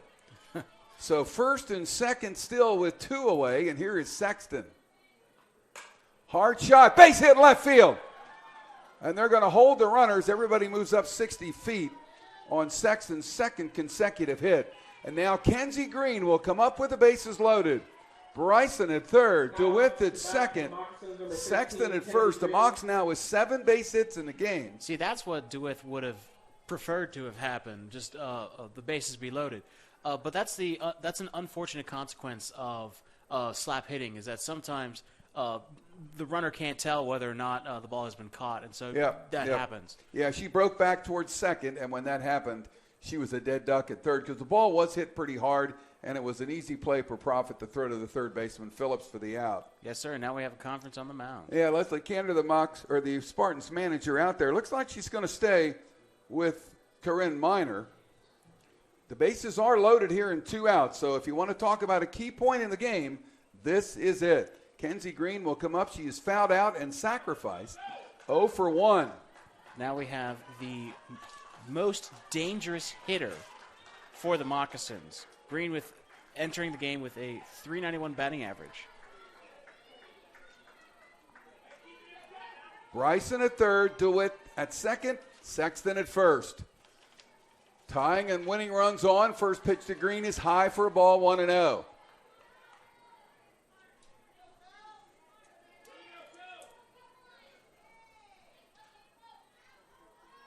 Right-handed batter, as you can see, getting ready. Here's the 1-0. Fouled into the screen behind home plate. It's 1-1.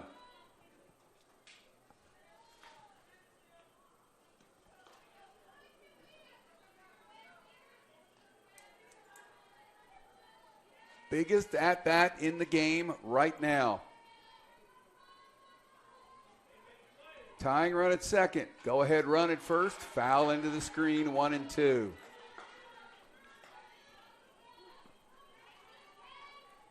Green, the designated player in this game. She's probably going to swing for the fences pretty much every time now. Here's the 1-2. Shot into center field, base hit. That will get 1 run in. They're going to stop everybody up, and now the Mocs are down by 1. Kenzie Green with an RBI single. Scoring will be Bryson. DeWitt will stop at third. Sexton will go to second. And Kenzie Green drives in the run here for the Mocs. Now it's 3-2, and Maddie Connor coming up. That probably was the best possible scenario for Kenzie Green, besides a home run. Splitting the difference between both the second baseman and the shortstop bought enough time bought enough time for the runner to make it home. Pitch to Connor is a called strike, 0-1. Maddie is single, driven in a run, and flied out. So now the tying run at third, to go ahead run at second. Still 2 away. Pitch to Connor is called strike, 0-2. No balls and 2 strikes on Maddie Connor. Mocs have scored single runs in the 4th and 5th. Got a chance for more. The momentum is all on the Mocs side. 0-2 pitch way outside, 1-2.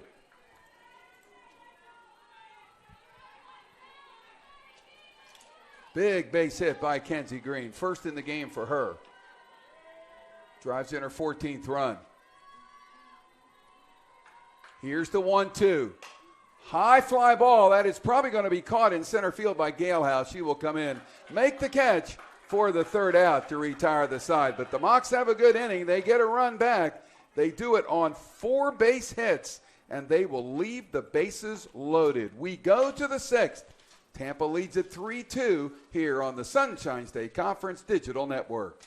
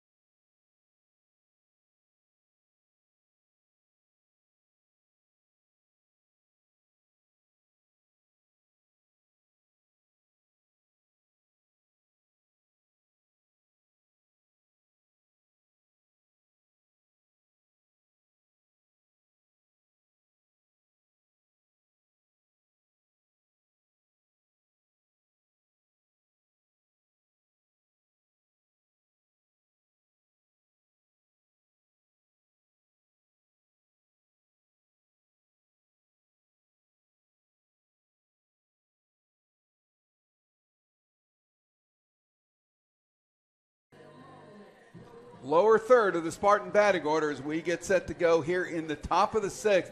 Mocs down 3-2. Really a well-played game here at Chris Pilato Field inside the Barnett Athletic Complex. Amy Perkins will get it started. She singled in the 2nd, grounded out to Kelsey Peck at short in the 3rd. She is 1 for 2. Perkins, Allen, and Profit are the first 3 scheduled batters here against Jenna Weldon, who has pitched very well in relief here for Florida Southern. Weldon, a first-game winner and a 7-2 Mocs triumph. Will face Perkins to start the 6th. Shows bunt, pulls it back, takes the strike. Sexton and Connor charging at 3rd and 1st. And Higgins heading over to 1st to cover the bag. 0-1 count here on Perkins. Pitch is just off the corner, 1-1. Boy, the Mocs fans really wanted that one. Jenna Weldon wanted it too. 1 ball, 1 strike to count.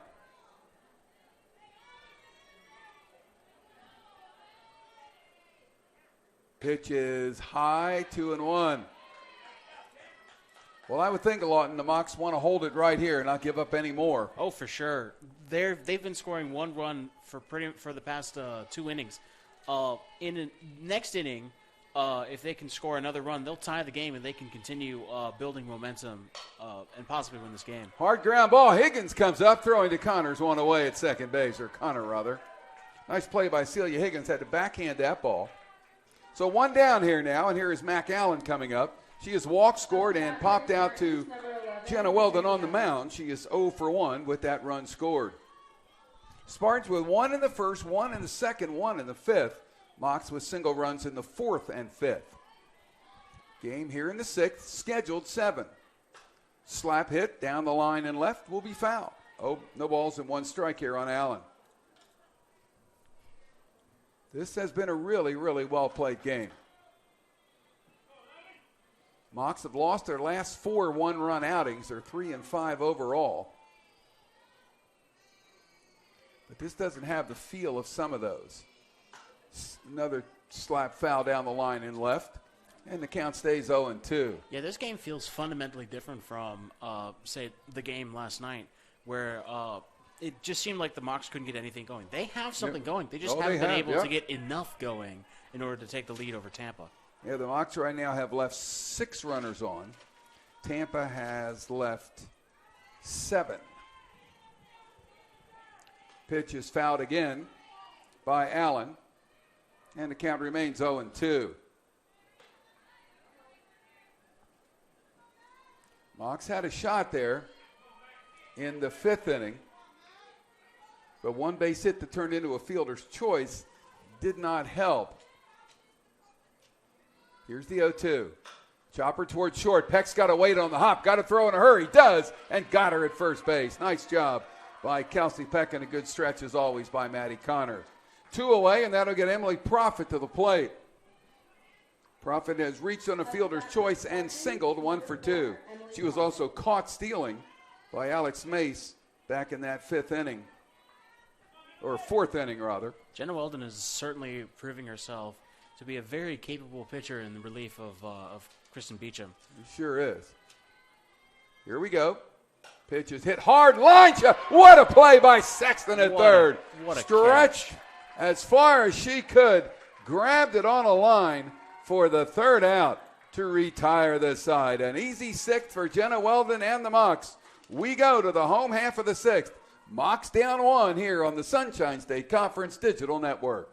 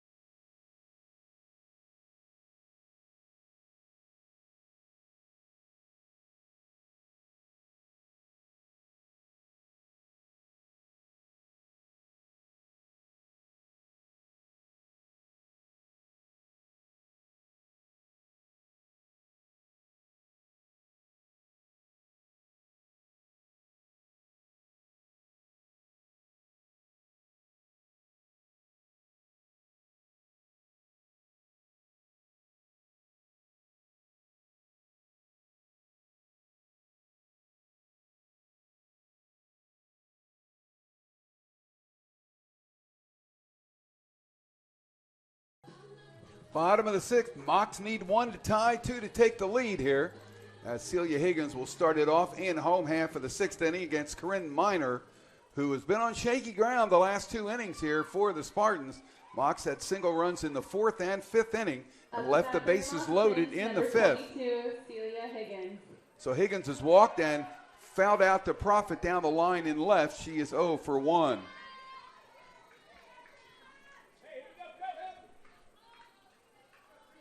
Mocs down a run. First pitch to Higgins is taken for a called strike, 0-1.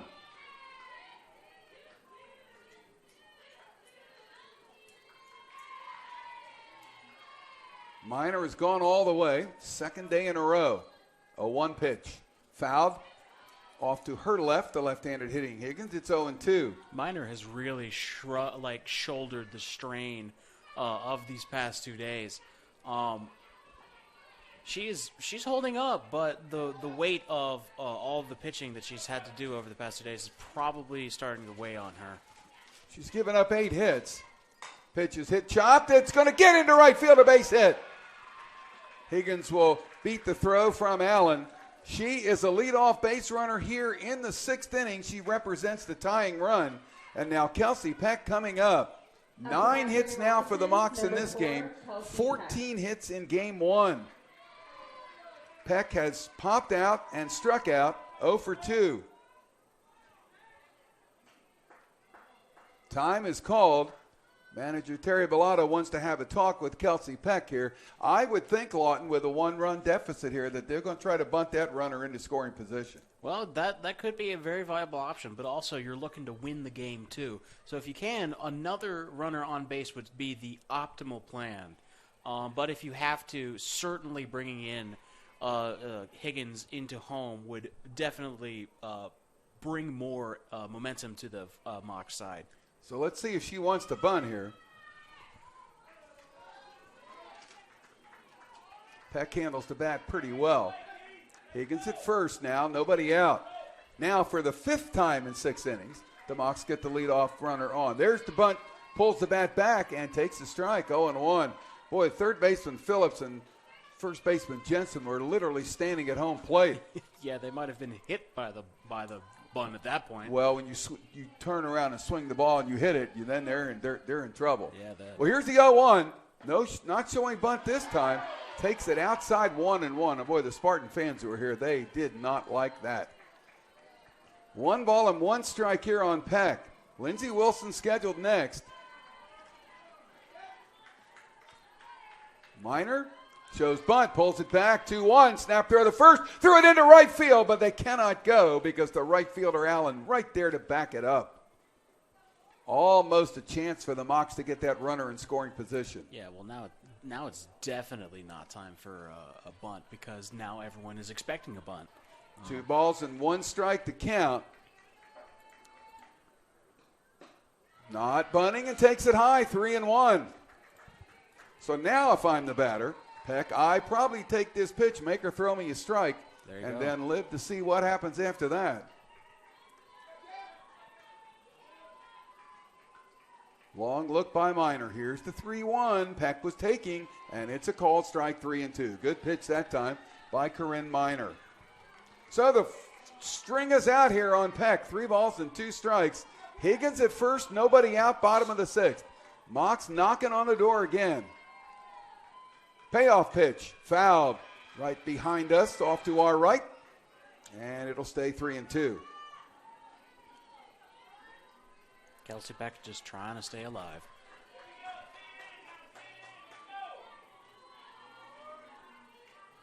Three balls, 2 strikes, runner at first.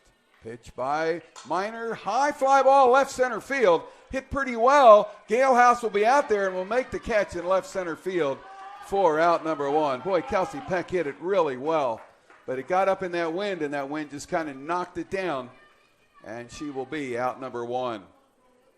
So here is Wilson. She is fanned and singled, 1 for 2. Number 3, Lindsey Wilson. It appears that they're letting some of the alumni announce the batters. Well, that was good. That was really good. So Wilson choking up now. Fake the bunt. Quick throw to first. Higgins back. 1-0 the count on Lindsey Wilson. Alex Mace next for the Mocs.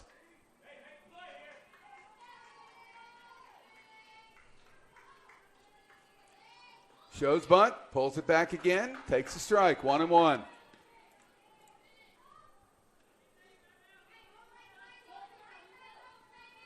One ball, 1 strike on Lindsey Wilson. 1 away.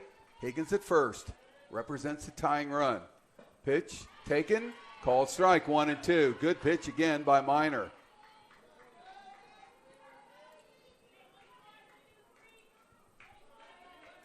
One ball, 2 strikes. Here's the pitch, way outside, 2-2.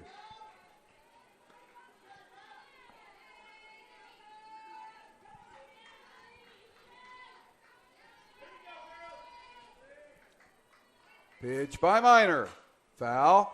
We'll do it again. Left side, 2-2. Both teams now with 9 hits in the game. Mocs with 23 hits in the doubleheader, and that's after not being that good a hitting team of late. Maybe they're coming out of it. Here's the pitch. High ball, 3. 3 balls, 2 strikes.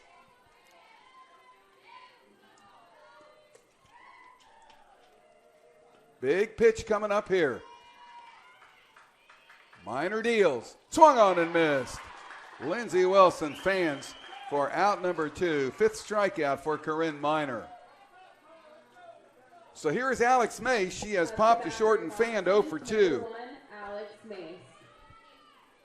Runner still at first, but now with 2 outs. Pitch by Minor will be called strike outside corner, 0-1.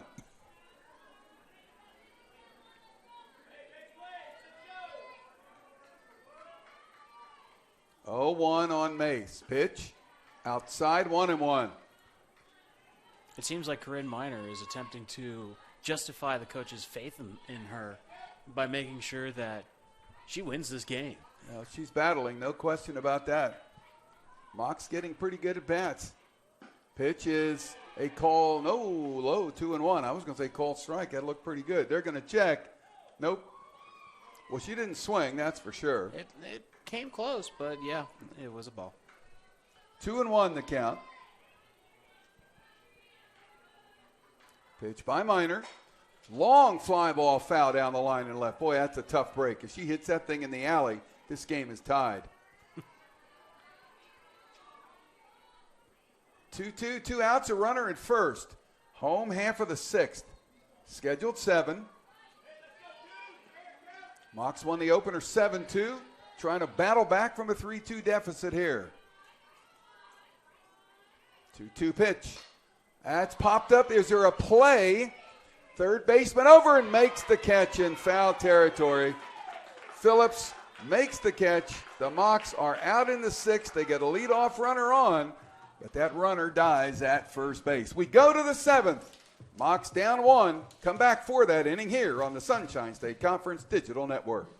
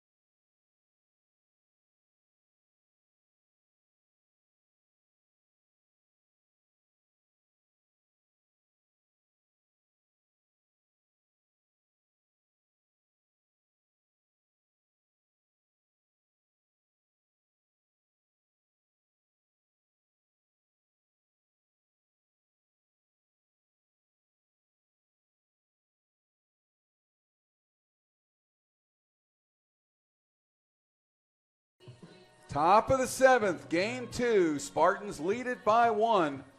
And Tampa will have the top of its order up against Jenna Weldon, who has pitched very well in relief here of Kristen Beecham. Mocs need 1 to tie. And Florida Southern has had chances. Mocs now with 9 hits, same as Tampa.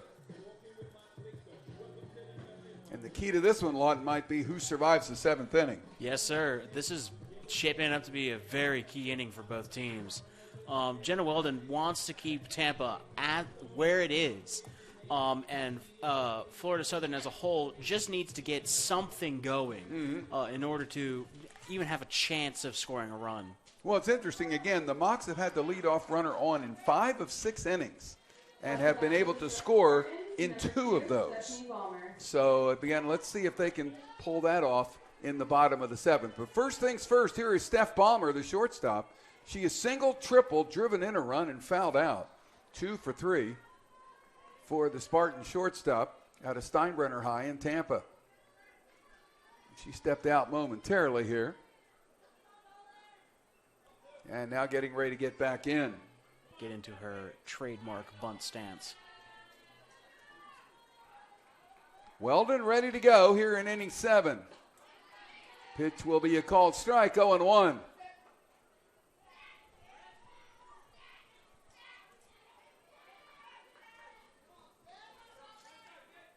Oh, 1 count. Weldon working carefully. Pitch is hit right back to us. I think we would have had that one. Yeah, that all definitions. Yeah, that was. But I am so confident in the screen, I don't even flinch. Or maybe it's because I have no reflexes. I'm not sure. Well, we'll leave that question Yeah, unanswered. Right. No balls and 2 strikes to count here on Ballmer. Pitch by Weldon. Fouled out of play into left side. Count remains 0-2.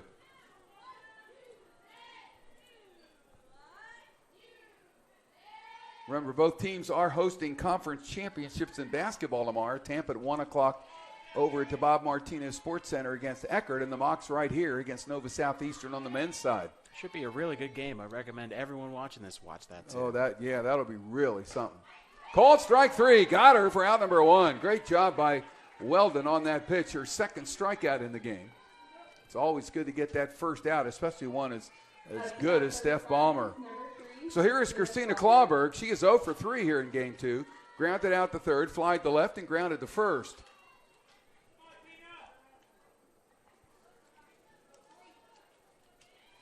Pitch by Weldon is a changeup inside corner, strike one. Weldon is on fire now. She's pitching well.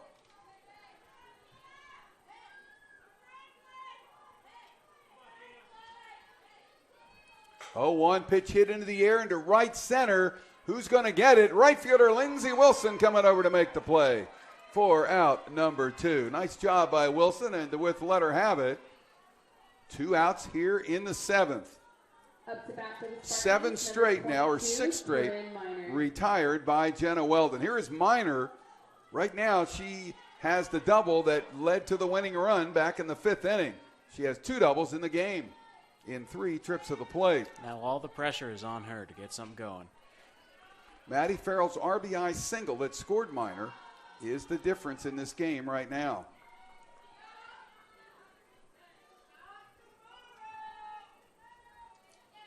Minor trying to help her own cause here, and she has done that at the plate here in game 2. That pitch is inside, and it's 2-0 now on Minor. Mocs, like the Spartans, will have the top of their order in the bottom of the 7th.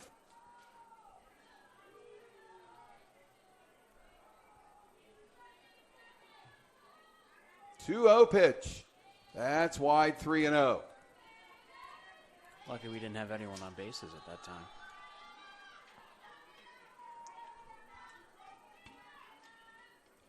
Three balls, no strikes.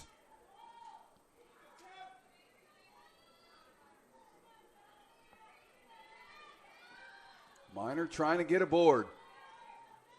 Pitch by Weldon. Called strike, 3-1.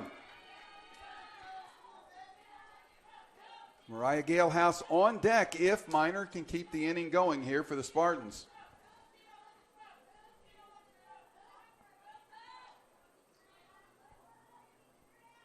Three-one pitch is strike 2. Maybe the best fastball she has thrown in a while. Got a little bit extra on that one.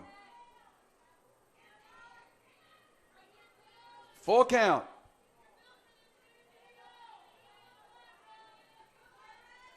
Pitch by Weldon. High, ball 4. First walk issued by Weldon. That gets Minor aboard with 2 away here in the 7th. And that gives Galehouse a chance to hit. She has doubled, flied out, and struck out 1 for 3.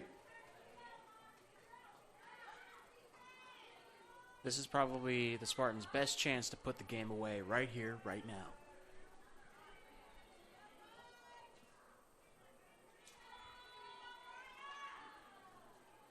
Weldon just looking to try to get that third out. Pitch is a fastball for a strike, 0-1. And boy, that thing buzzed in there. Really, you could hear the heat on it as it hit the glove. No balls and 1 strike. Pitch is strike 2, no question about it. Jenna Weldon firing 2 heaters there to Mariah Galehouse. Galehouse struck out against Weldon her last time up. Will she do it again? Runner at first is Minor, 2 gone here in the 7th. Pitch is inside for a ball, 1-2. Good pitch though by Weldon.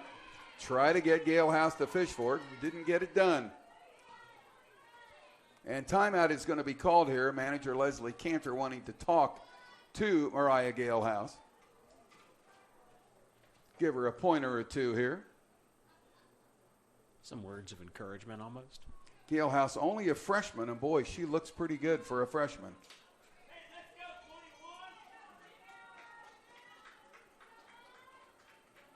Both these teams are reasonably young. Which means they'll have plenty of chances to face each other in the Yeah, future. they'll be good again next year. Of course, that series will be over at Tampa next year. 1-2 the count on Galehouse. Pitch by Weldon, bounces up. Nice play by Mace. 2 balls and 2 strikes.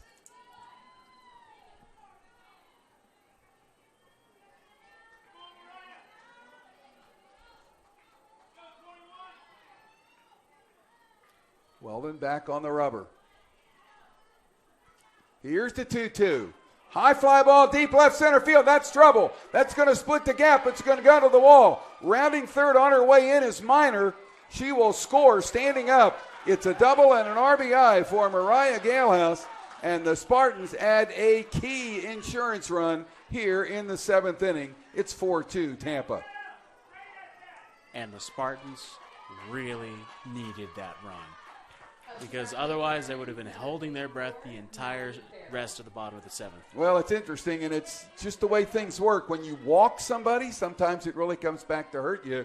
That's what just happened. The walk to Minor, and then the double to the base of the wall there by Galehouse has given the Spartans a 4-2 lead. 10th hit in the game for Tampa. Pitch goes back to the screen, a wild pitch, and that will let Galehouse get over to third. Remember, the first 2 batters went out here in the 7th inning. Mocs were only 1 out away from getting out and getting a chance to maybe win it in the bottom of the 7th. They still have that opportunity, but they need that extra run now.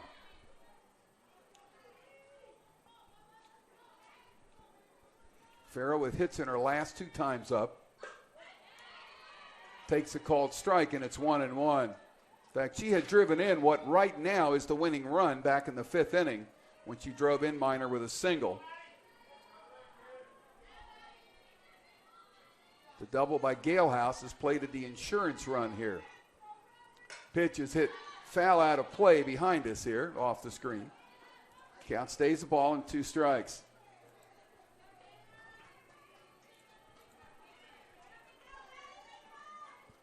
The pressure is really on Jenna Weldon right now.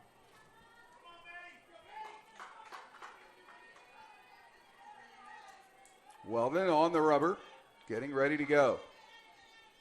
Here's the 1-2. High, 2-2.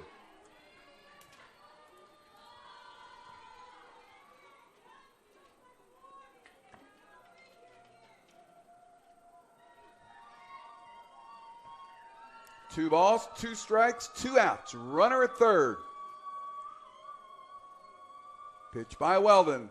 Ground ball to third. Sexton grabs it. Her throw across the diamond in time for the 3rd out to retire this side. But in the 7th, the Spartans get a key insurance run on 1 hit, and they leave 1 runner on. The Mocs have some work to do as we head to the bottom of the 7th in Game 2.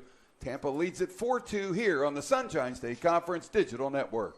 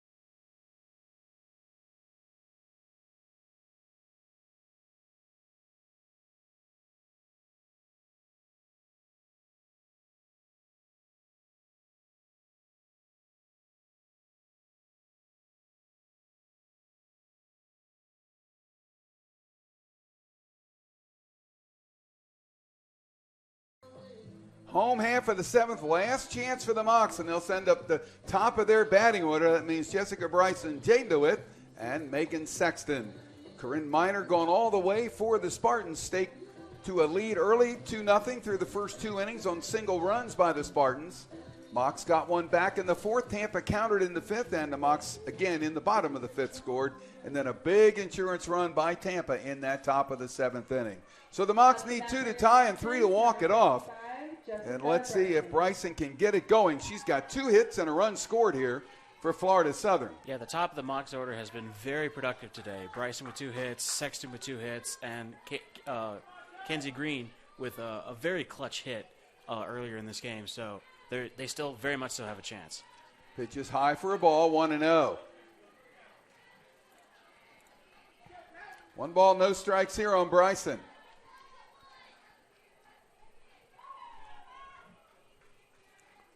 1-0 pitch, swung on and missed. It's 1-1.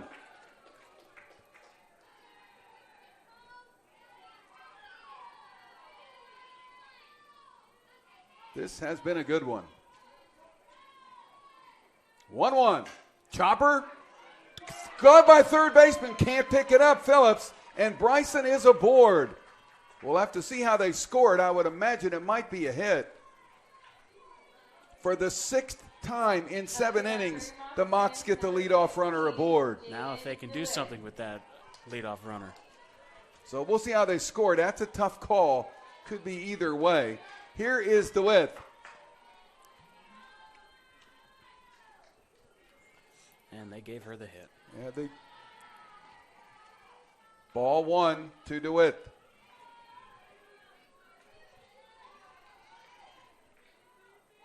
Bryson on for the 3rd time in the game. Pitch to DeWitt is a called strike. It's 1-1. Corinne Miner has gone all the way. I don't think anybody's warming up in the bullpen down there, so this is her game. That extra run looks huge right now. Yes, sir. DeWitt slaps at it and misses 1-2. Megan Sexton next, and then Kenzie Green.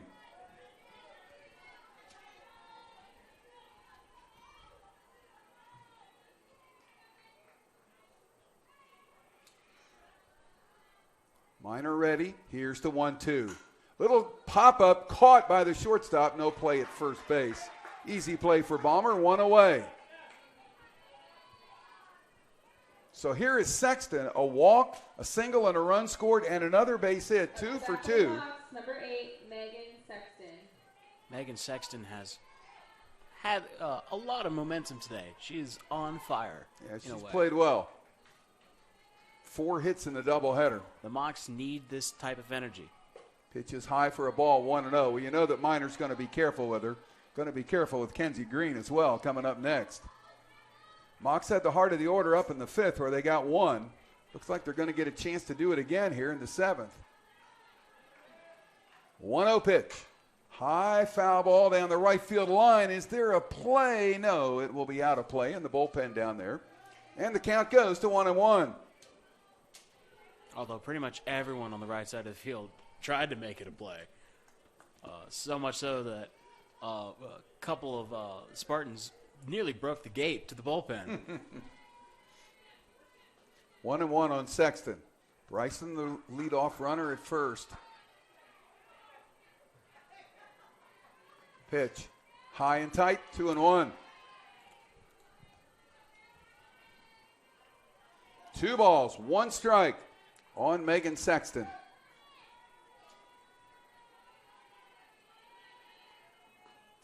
High pop-up, infield. Shortstop Balmer, 2 away. So the Mocs are down to their final out, and it's Kenzie Green, the designated player who has popped the 3rd, sacrificed, singled, and drove in a run back in that 5th inning.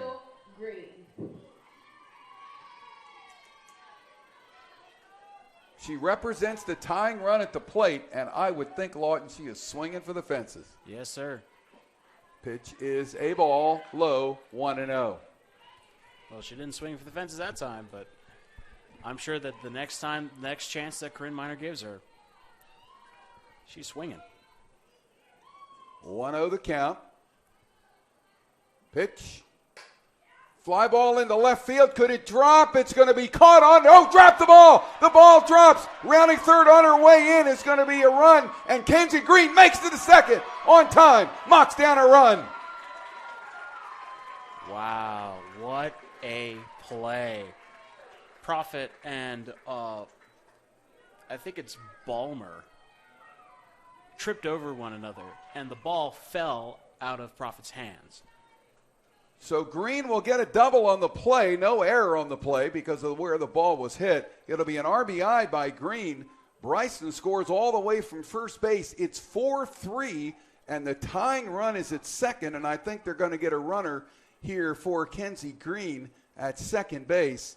And it will be up to Maddie Connor to maybe get this thing even. The Spartans were so close to winning the game there, but it was Balmer and it was Profit trying to go after each other out there, trying to get the foul ball. Here's Jessica Smith in as the pinch runner. So Smith will run for green. Now And she can fly. Base hit would probably get her in. Here's Maddie Connor. So She is single, driven in a run, fly to center twice, 1 for 3. So they gave Kinsey the hit, but they attributed the score to an error. Rugged, maybe.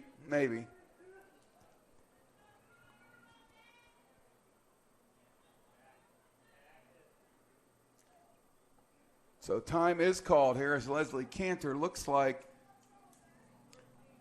Allen out there in right. Let's check that. Is that another right fielder? I think maybe they made a change in right field. Let's check that out here. It looks like, Lexi Chevalier coming in to play right. Lauren Reyes is out in right field now. I thought it was 13. Is it 13? Spartans, number 13. Lexi. It was number 13. That was my mistake. Lexi Chevalier is going to play right. So here we go. Maddie Connor up. The tying run at second, and Jessica Smith pitches outside for a ball, 1-0. Boy, now how important was that Spartan run in the top of the seventh? Oh, my goodness. The importance of that cannot be overstated. If they had not scored, the game would be tied right now. And the Spartans would have virtually no chance of preventing over. 1-0 pitch is lined right to the second baseman. Maddie Connor is out, and the Mocs will come up 1 run short. They get a run on a hit. There was an error, and there was 1 runner left on base. Final score here in Game 2. Mocs lose a heartbreaker, drop their 5th straight 1-run game. Spartans win it by a score of 4-3. We'll come back, wrap things up here from the Barnett Athletic Complex at Chris Pilato Field. A really well-played game. Mocs come up a run short in 4-3. We're back after this on the Sunshine State Conference Digital Network.